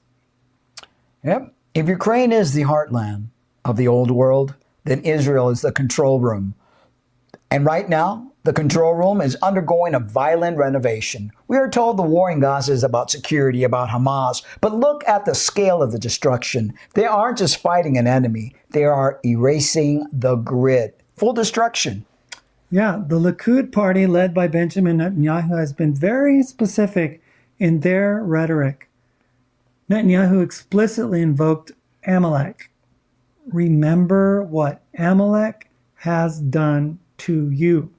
In the Bible, the command regarding Amalek is total extermination. Men, women, children, and livestock. The reset theory argues this isn't poetic language. It is a genetic directive. It is a declaration of war against the originals, the people in this image who hold the frequency of the land. And look at the geography. Gaza sits on top of the Gaza marine gas field, the black blood. We discussed in Venezuela. It also sits in the path of the proposed Ben Gurion Canal, a rival to the Suez. The theory suggests that bombardment is a demolition project. They're flattening the old world. Architecture of Gaza, the ancient mosque, the churches, the archives, to clear the real estate for the New World infrastructure. And the West Bank, the settlement expansion, isn't just about housing, it's about grid control. They're building fortified hilltops on specific ley lines to disrupt the connectivity of the indigenous population. They're cutting the song lines of the Palestinians just like they cut the song lines of the Aborigines. It is a scorched earth policy to ensure that when the third temple is switched on, there is no one left with the frequency to resist it. Yeah. It's insane how we make these connections. Pause it. So Back to us. we've talked about the buildings, the trains, and the genocide. But now we have to talk about us. If the reset theory is true, if millions of us are descendants of mass-produced, state-sponsored orphans, what does that mean for our biology? What does it mean for our souls? The theory suggests that the incubator population, the whitewashed demographic, introduced in the 19th century, wasn't just culturally different. They were biologically modified, designed to be efficient, designed to follow orders, designed to build the grid, but not to feel the earth. This brings us to the source of the tension we feel in the 21st century. Why is there such a deep irrational hostility towards people of color, towards indigenous cultures? The narrative isn't just about racism, Lena. It's about envy. Yeah, it's the antenna theory. Some theorists argue that the people of color who survived the reset possess a biological connection to the Earth's frequency. Melanin acts as a semiconductor. It connects biology to the electromagnetic field. The old world ran on this frequency. They didn't need wires because their bodies completed the circuit. But, let's go here. Oh, we can pause it. Sorry. Okay. The incubator stock, they were bred without the antenna. They are the hollow man. So when the inheritors looked at the original, when they see the rhythm, the connection to the divine that they cannot access, it triggers a glitch in their programming. It triggers the rage of the Pinocchio doll looking at the real boy. We have to talk about the elephant in the room, though. The dark heart of the modern reset. Jeffrey Epstein. The media frames him as a rogue pervert or a blackmailer. But look at the map. His island, Little St. James, sits right next to, guess where? Puerto Rico, the laboratory. We discussed in earlier segments here. It is on the same key line, lee line. A look at the architecture of his temple, that doesn't look like a gym or a music room, Mark. The gold dome, the geometric blue stripes, the statues of owl deities or Poseidon. In the reset theory, this architecture is functional. Alternating layers of conductive and dielectric material create a capacitor, a battery. He wasn't building a beach house. He was building a resonance chamber, a shrine to the old world practices of energy manipulations. That's why this whole Epstein list thing, it's so deep. People can't even imagine. People are thinking 3D worlds type of stuff, but this goes above the interdimensional. This is like, you just calling on other realms. Yeah, you just have no idea. The reset theory suggests Epstein wasn't a rogue agent. He was a logistic officer. His job was to manage the inventory, quote unquote, for the controller's class. Just as the Orphan Trains supplied labor to the farms, Epstein supplied biological energy to the elite. His island was a free zone, a place where the laws of the inheritors did not apply. And the smoking gun? The cement trucks. Immediately after his arrest, trucks were seen pouring concrete into the ground. Why? The theory suggests the island sits atop a massive pre-existing tunnel system similar to the catacombs of Odessa. Epstein didn't build the tunnels. He found them. He refurbished the old world infrastructure to move inventory unseen. The cement was the modern equivalent of the mud flood, a frantic attempt to bury the evidence of the machine under the floor. And who managed the inventory before Epstein? Well, the church. We mentioned the foundling hospitals earlier, but we have to look at the abuse scandals of the 20th century. Ireland's Magdalene's Laundries, Canada's Mount Cashel, the Boy Scouts. These weren't isolated incidents of the bad apples. This was systemic extraction. The church acted as the warehouse manager. They took the orphans, the blank slates, and held them in care, quote unquote. But the reset theory introduces a terrifying concept here, loosh.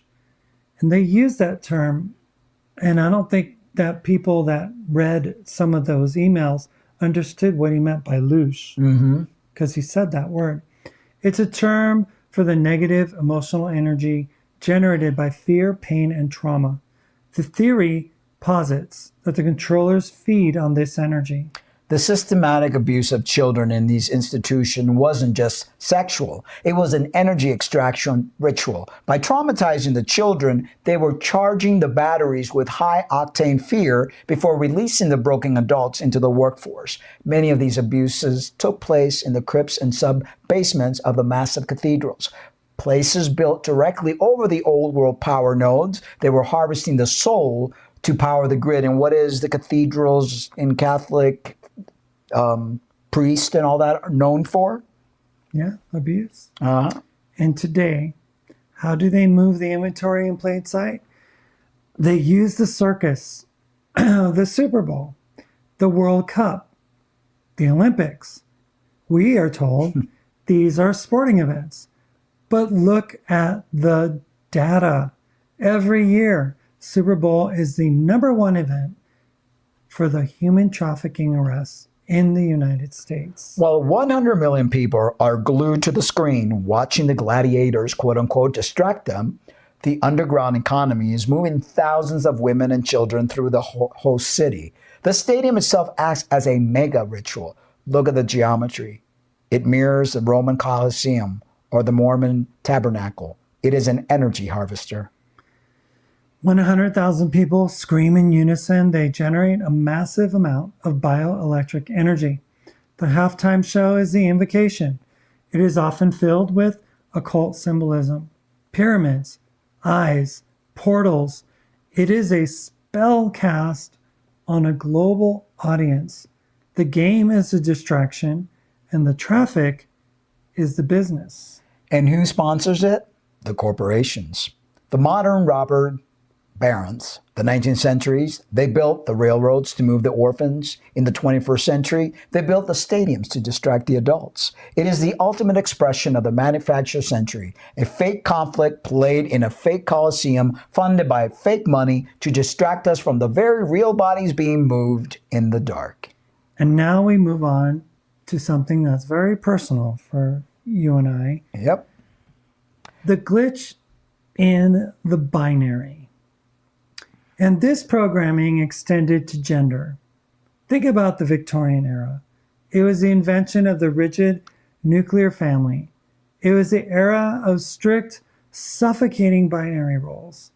Male equals soldier, female equals breeder. There was no room for the in-between. There was no room for the alchemical marriage. So where does the LGBTQ community fit in? Perhaps being queer, quote unquote, isn't a modern invention. Perhaps it is the old code breaking through the programming, the rabbis, the alchemical balance of masculine and feminine that define the old world. The system hates it. The controllers, they fear it. Why?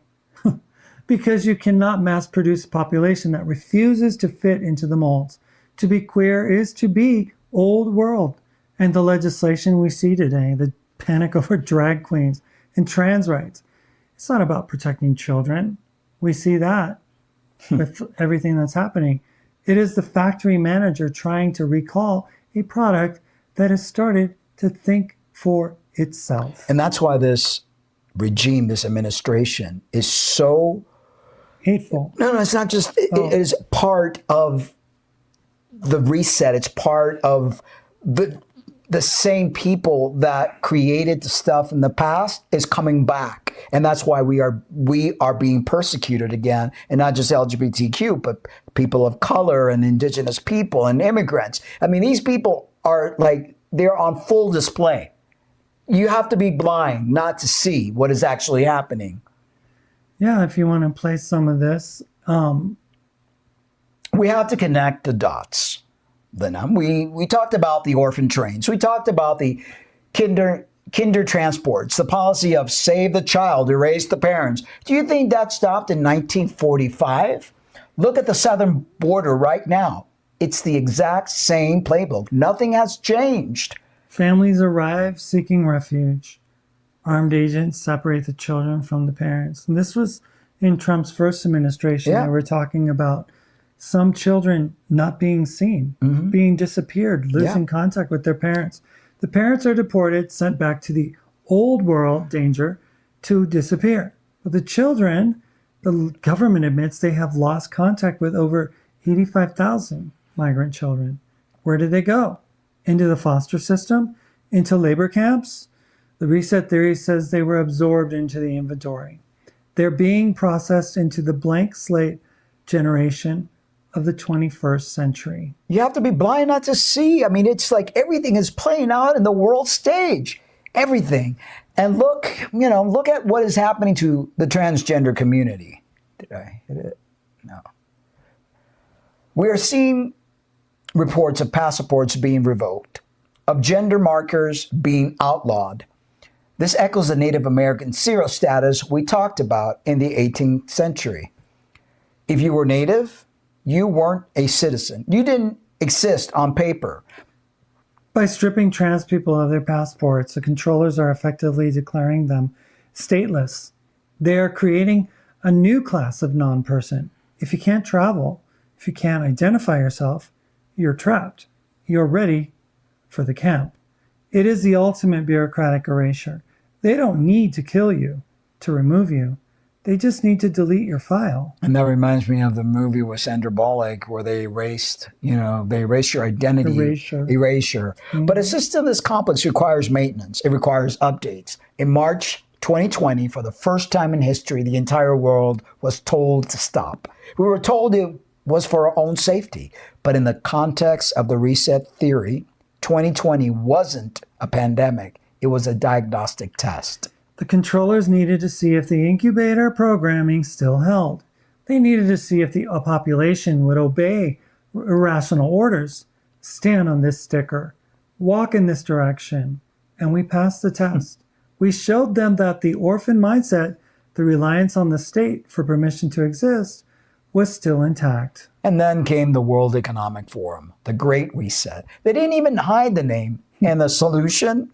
A technology never used before in humans. The theory suggests that the injection was an operating system, an update designed to calcify the antenna, to sever the God frequency once and for all.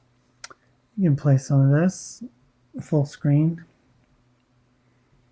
So, we have established that in 2020 was a diagnostic test. But what is the installation? We are watching the rollout of the Caesar Protocol, the transition from a republic to an empire. Look at the rhetoric of the Trump administration and the MAGA movement. They promise a new golden age. They promise to make America great again. But which America are they referring to? The reset theory suggests they are referring to the Tartarian Empire, the white city of 1893. A society of immense power, beautiful architecture, and absolute top-down control. To build an empire, you need a unifying religion. Enter Christian nationalism. This isn't about the teachings of Jesus, Lena. This is about the state as God. It is the reinstallation of the spiritual firewall we discussed in part 4. By wrapping the flag in the cross, they classify any dissent not just as treason, but as heresy. They're building a theocratic mechanism to justify the cleansing that is coming. And the enforcement arm, the talk of a presidential police force. Use the National Guard or private militias to bypass the Posse Comitatus Act, a force loyal to the man, not to the Constitution. Their stated goal is to clean the streets, to round up the migrants, the homeless, the vermin. This isn't law and order. It is an inventory management. It is the exact same playbook used in the 1850s to clear the street Arabs. For the orphan trains, they are prepping the population for the second reset. Fascism isn't an accident, Lena. It is the immune system of the controllers reacting to the awakening. Which brings us to the deadline. We're staring down the barrel of the second reset. And the slogan on the hat tells you exactly what they want to do. Make America great again. Politicians love to quote de Tocqueville. They say he called America great, but he never said that. The quote is a myth invented in the 1940s to sell a war. De Tocqueville saw a peculiar empty continent being hastily filled by a frantic civilization, and now the slogan is back. But this time it isn't about building, it's about cleaning. The rhetoric of the new golden age requires a scapegoat. That obsession with cleaning up our cities, removing the homeless, the migrants, the vermin is a direct echo of the 1930s and the 1850s. The solution is always the same: concentration. And the date is set, 2026, the 250th anniversary of the United States. Donald Trump has spoken at length about a year-long celebration, a great American state fair. Does that sound familiar? Chicago's World's Fair of 1893 was the debut of the first reset, the White City. 2026 fair is a celebration of the second.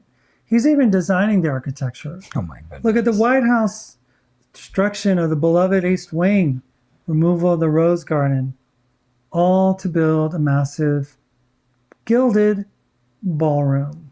It is the imposition of the dictator chick. They are paving over the republic to build a palace for the empire. In Utah, new facilities are being built. Housing, processing. Just like the asylums, these are not shelters. They are holding pens. The infrastructure is ready. The trains are waiting. Second reset has begun. Keep going. Okay. Not yet. We're looking at this gilded ballroom and this craziness that is, he just fired the architect who's going to design his palace. He wouldn't do what he wanted. Because he wasn't going to give him his 90,000. Okay, stop. I did everything right. I went to school. I got the job. I bought the house. You bought the cage. Stop it. I'm happy. I'm productive. You are a battery. You were grown to keep the lights on for a machine. You don't understand. Look at your hands. Do they know how to grow food? Do they know how to heal? But I'm real. Are you? Or are you just a placeholder? A seat filler until the real owners come back? Why do you hate the ones outside? The ones chanting in the streets? It is because they are wrong, or is it because they are awake?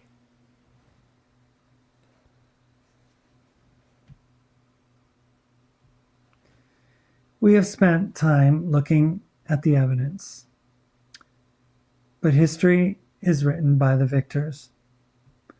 The truth is whispered by the ghosts. Before we go, listen, really listen. Pause it, please. To the voices they tried to delete. They put iron on my wrists, but the heaviest weight was the silence. I was a king of the Mali. I wore the gold of the sun. I held the maps to the stars. Now I am chattel. They count me as 3/5 of a man because they fear the whole truth. They stole my body to build their new world, but they could not steal the frequency in my blood. cut my hair. They said it was dirty, but my grandmother told me it was my antenna to the Creator. When the hair fell to the floor, the voices of the spirits stopped. They washed my mouth with lye soap when I spoke the old words. The old words. I am civilized now, but I am empty. I am a house with no windows. We greeted them with gold. They greeted us with smallpox. They wrote in their history books that the Taínos ceased to exist. They said we were extinct. But look at the faces in Cuba, in Puerto Rico. Look at the faces in Haiti. We are still here. We are the roots pushing through your concrete. I did not build the tunnel. I cleared it. I moved the mud from the arches that were already there. When the track was laid, they told me to leave. They erased my name from the golden spike photograph so the white man could claim he built the mountain. They took my baby to breed out the color. They took him to the mission to make him white. They put a highway over the dreaming track. They put a mine in the sacred vein. They think they own the earth because they drew lines on a paper. But the land screams. When they sleep, I hear it.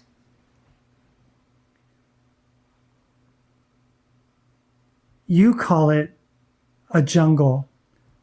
We called it a garden. We built the black earth. We lived under the canopy in cities of gold and light. We shaped the trees to feed us.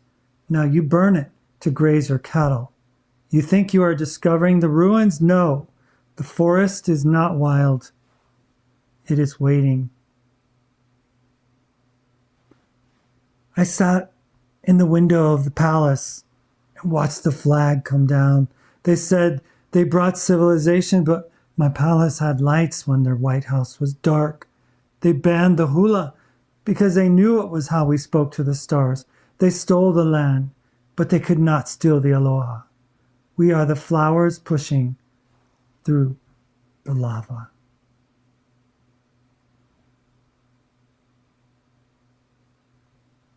We did the impossible. We broke the irons with the spirit. We built the citadel on the clouds to show them we were giants. And for the sin, they made us pay. They poisoned the soil. They turned the world against us. They called us poor. But we are the only ones who are free. We paid for our souls in gold and blood.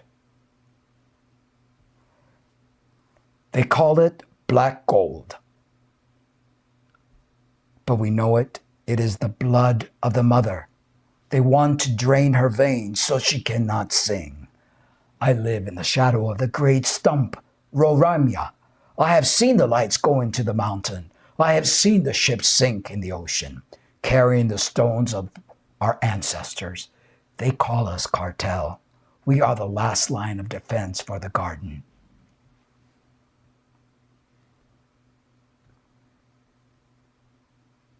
They told me it was a simple operation. They told me it was for my health.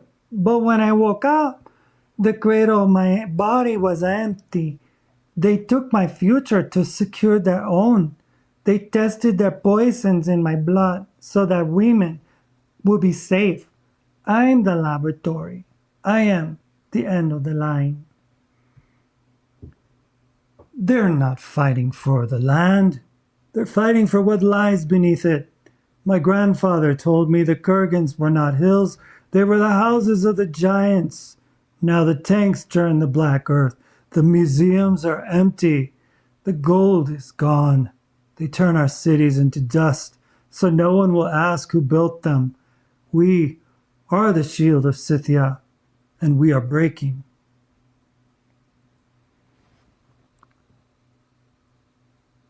We dug into the cellar after the quake. We found a room that wasn't on the plans. Skeletons wrapped in gold wire, and stones that sang when you touched them. The soldiers came and took it all. They poured cement over the singing stones. But sometimes, when the cable cars goes by, I can still hear them humming under the streets. I told them about the free energy. I told them about the towers. And they put me in the crib. They put the ice water on my chest. They lobotomized my brother. They said I was mad, but I remember the lights that didn't need wires.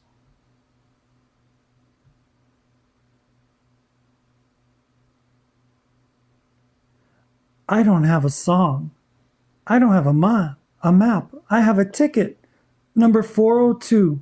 Mama told me to remember my name, but the wheels ate the words. New York is gone. I look at the native. I look at the African, and I feel afraid because they know who they are. I am just a ghost in the machine. I waved to my father at the station in Berlin. He was wearing his best coat, but the train went into the fog, and the fog never lifted. I lived in a safe house now, but at night, I dream of the ship that was turned away. I dream of the fire that burned the books. I am the lucky one. I am the one who forgot.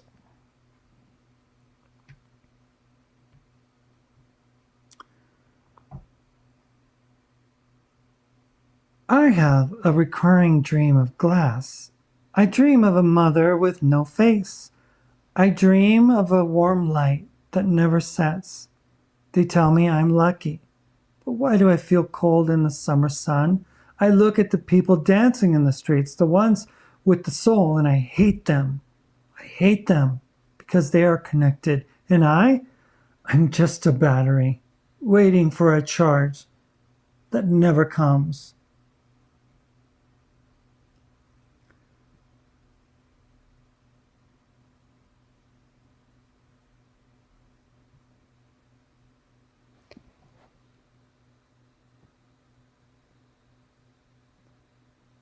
They call us Amalek, so they can sleep at night.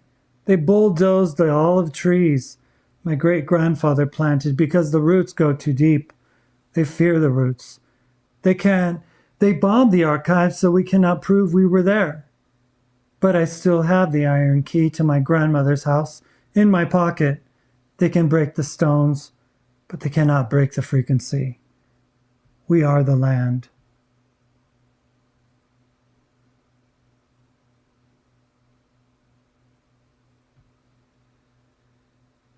I can hear the fireworks from the window. Everyone is cheering for the game. They're watching the screen so they don't see me. I am the product they bought with their ticket. I'm the fuel for their party. They call it the Super Bowl. I call it the auction block.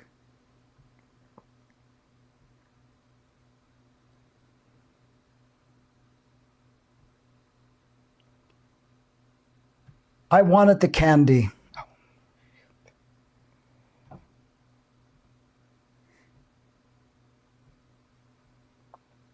I wanted the candy. I wanted the fun.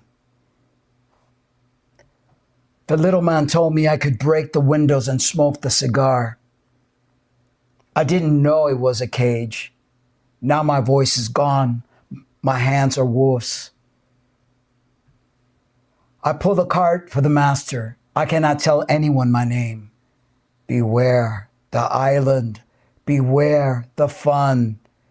It is a slaughterhouse.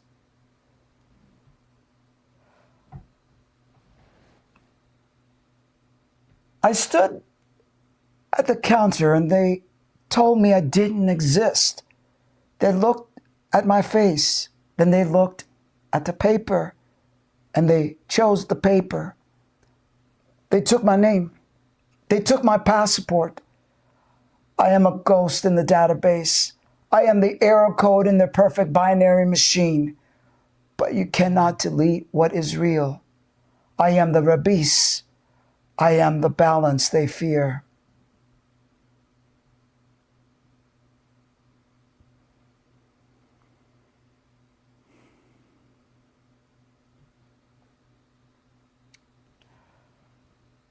We were the thunder in the grass. We were the heartbeat of the mother. When we rammed, the earth woke up. When we rammed, the rain followed. Now the plain is quiet. The wire fences cut the song. You walk on dead ground.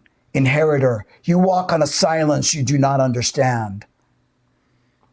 They wrapped the cross in the flag and told us it was freedom.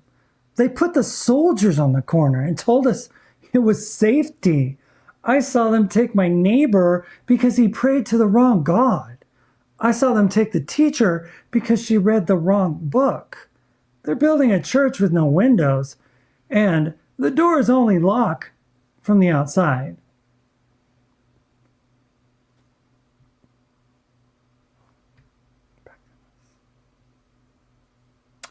The inheritors of marble halls. We patched the cracks in giant walls. We claimed the dome. We claimed the street. And we washed the mud from off our feet.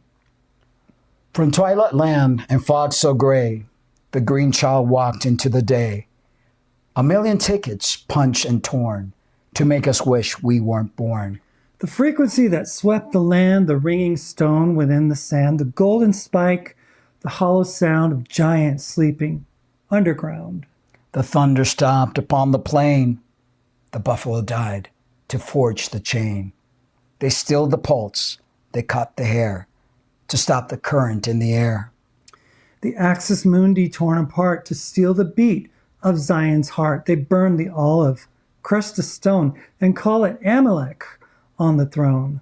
The island temple, stripped in blue, the tunnels hidden from the view, the Super Bowl, the defining roar, to hide the bodies at the door.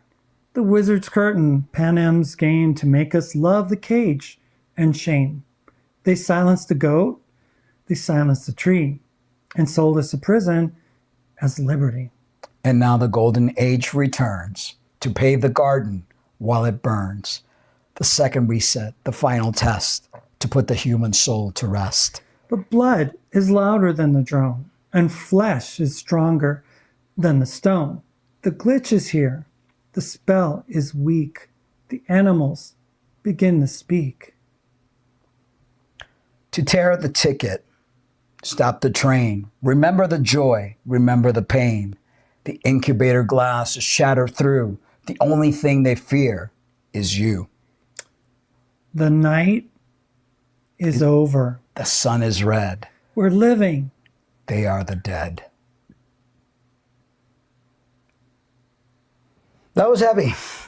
We just covered 200 years of erasure, mud floods, baby farms, genocides, the rewiring of the human soul. It is easy to look at all that and feel small. That's exactly what they want you to feel, Mark. The entire system, the incubator, the school, the screen, it's all designed to induce a state of learned helplessness. They want you to believe that history is something that happens to you, not something that you create. But here's a silver lining. Amnesia is fragile. It takes a massive amount of energy to keep a beach ball pushed underwater. It takes constant propaganda, constant distraction, constant noise to keep the human spirit suppressed. And the moment you stop pushing, it pops back up. That's what is happening right now. We aren't just conspiracy theorists connecting dots. We're a species recovering from a traumatic brain injury, and the fog is lifting. Think about the concept of a lucid dream. In a nightmare, you're terrified because you think the monster is real. You run. But the second you realize, wait, I'm dreaming, the monster loses its power. You realize that you are the dreamer and you can change the script. We've just awoken up in the middle of the nightmare. We know about the trains We know about the reset. We know about the 2026 playbook, which means that the spell is broken. They can't reset a population that is watching them do it. So what do we do now? We stop acting like orphans. We stop waiting for the government or the wizard or the corporations or Jesus to come and save us. We plant our own gardens. We teach our children. We rebuild the community they try to destroy. We reconnect the antenna. Walk barefoot on the earth. Listen to the stories of the elders. Create art that isn't content. Love who you want to love. Live so authentically that the algorithm doesn't know what to do with you. Be the glitch. Exactly. Be the glitch. Thank you for joining us on this journey. It's been a long night, but I think the sun is finally coming up. It is. Wow. This is took a lot of hard work, as you all could tell. Lynna has spent countless hours putting the video together and, you know, trying to match the pictures with the script, which we do our best. We do the best we can. I mean, usually shows have somebody, like when I first had the show, Joe was the man behind the scene who made sure that, you know, I would give him the script and he knew exactly where to put everything. So it's hard to be the host and, you know, read a script, the control room, everything, all. I'm glad we got through it. There's a lot of information there. There are mistakes and stuff, but, you know, we're only human. Yeah, no, I mean, it was It's a lot of work. A lot of work. And Lead 45 says, wow, what a great program. I loved it. I think it's your best yet. I learned how much beyond what I already learned. I love to get more on this. Yeah, it was a lot of information, a lot of information. And we were so inspired that we put a song together that really encapsulated, thing, you know, and I think we want to put the video that we put together and just put it in and of itself with maybe narration. Right. You know, we're also going to be putting a lot of stuff on our Patreon. So for those of you watching that want to support our work, what is that called? The QR code on your screen there will actually, I guess it'll take you to the Patreon, or there's also the one in PayPal, right? This one that I'm going to be putting now, but also in the show description, all that stuff. Like, if no pressure, if you guys want to, you know, we would really appreciate if you join our Patreon, become a Patreon member, because we're going to be putting a lot of music and just behind the scenes stuff that we aren't going to be putting directly on YouTube. But yeah, I mean, it takes a lot. It really does. I mean, it does. I mean, there was a lot of research that went into this particular show. Not guaranteeing that we're going to have that much research that goes in every show we do, but I thought that we both thought that this was a very important issue and important information for people to know about, because just like the universe, everything is connected. Yeah. You know, I mean, you think that certain things are like, you know, like one-offs, or they're not, you know, really like, you know, how could, okay, Obama did this, but Trump did that, and then you find out that they both work for the same team, you know, and it's like, there's so much that goes on behind the scenes that is kept from the public, that we are so, like, we don't even know what happened in 1963 when John F. Kennedy was assassinated. We literally have records that tell us exactly what happened, and every administration in the recent days has been telling us that they were going to reveal what took place, what happened with, you know, with MLK Jr., what happened with, you know, the Epstein files. Yeah, I mean, once your veil is removed, you could clearly see what's going on. The writing's on the wall. The history has proven to repeat itself time and time again. We showed you a lot of really in-depth information. You could do more research. The stuff is out there. People want to call it conspiracy. There's no conspiracy. The writing's on the wall. It's just like, once you remove that, the blinders, you can't unsee it. The land is speaking, Yeah. and many of us can't hear it anymore because we're not connected to it. And it's not just about, walking barefoot on the grass, but our antenna, many of us, that antenna has been severed. Yeah. And especially the generation, that grew up in the material world. Everything is about a sale, a Black Friday this and buy that. And it's like, you don't realize that's how they have you. That's how they get you. And it's hard to break free because if we're a kid that was raised with that kind of mentality, it's very hard to break free from that.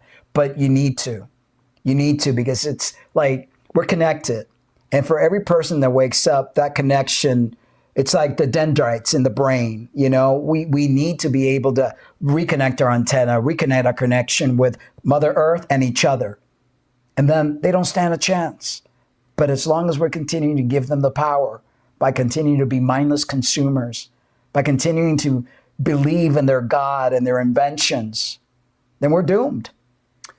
They tell us that they're going to fix everything, that we're going to have AI take over all the menial jobs, and that people won't have to work anymore. They're going to have a, what is it called? A income that just... Oh, like a stipend of some sort. A stipend that's just going to appear, and it's like...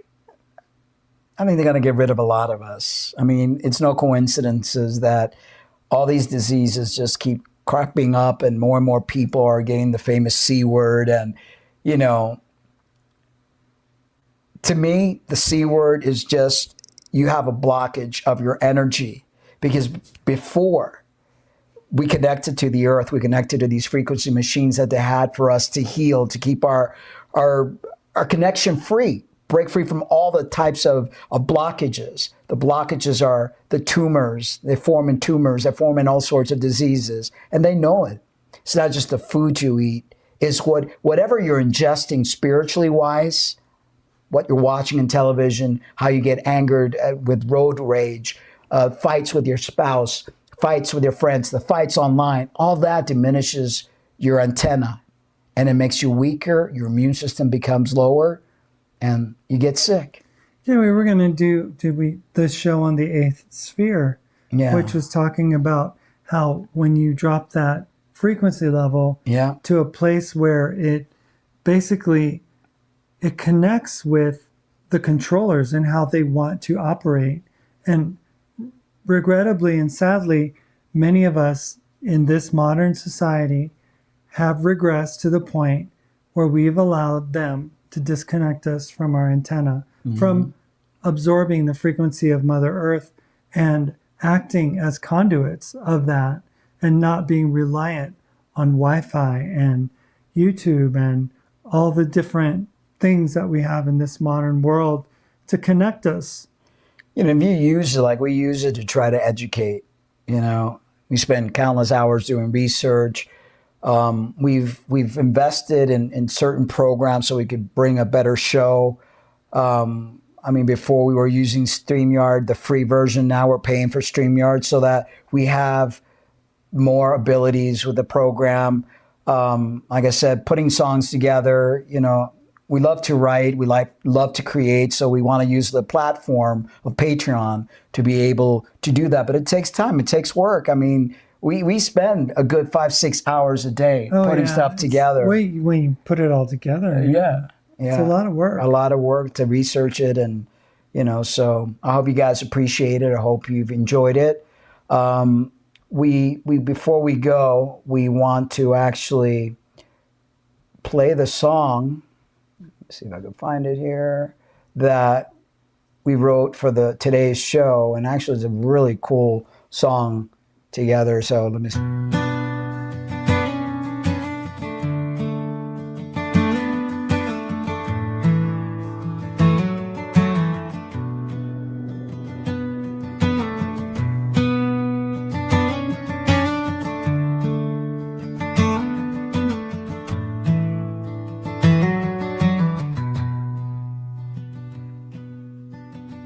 Beneath the mud, The old world sleeps, ghostly towers where the water creeps, broken circuits, silent hum, a world undone, our origins numb. We are the sea, the storm couldn't drown, rising from the mud, claiming hallowed ground. With every stone, a promise we lay, a new dawn breaks, chasing shadows away.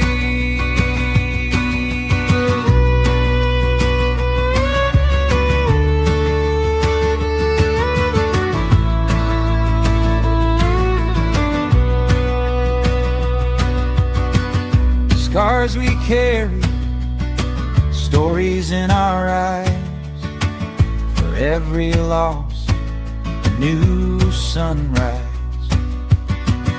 Hands of labor, hearts of fire, rebuilding higher, fueled by desire. We are the seeds the storm couldn't drown, rising from the mud, claiming hallowed ground. With every stone, a promise we lay, a new dawn breaks, chasing shadows away.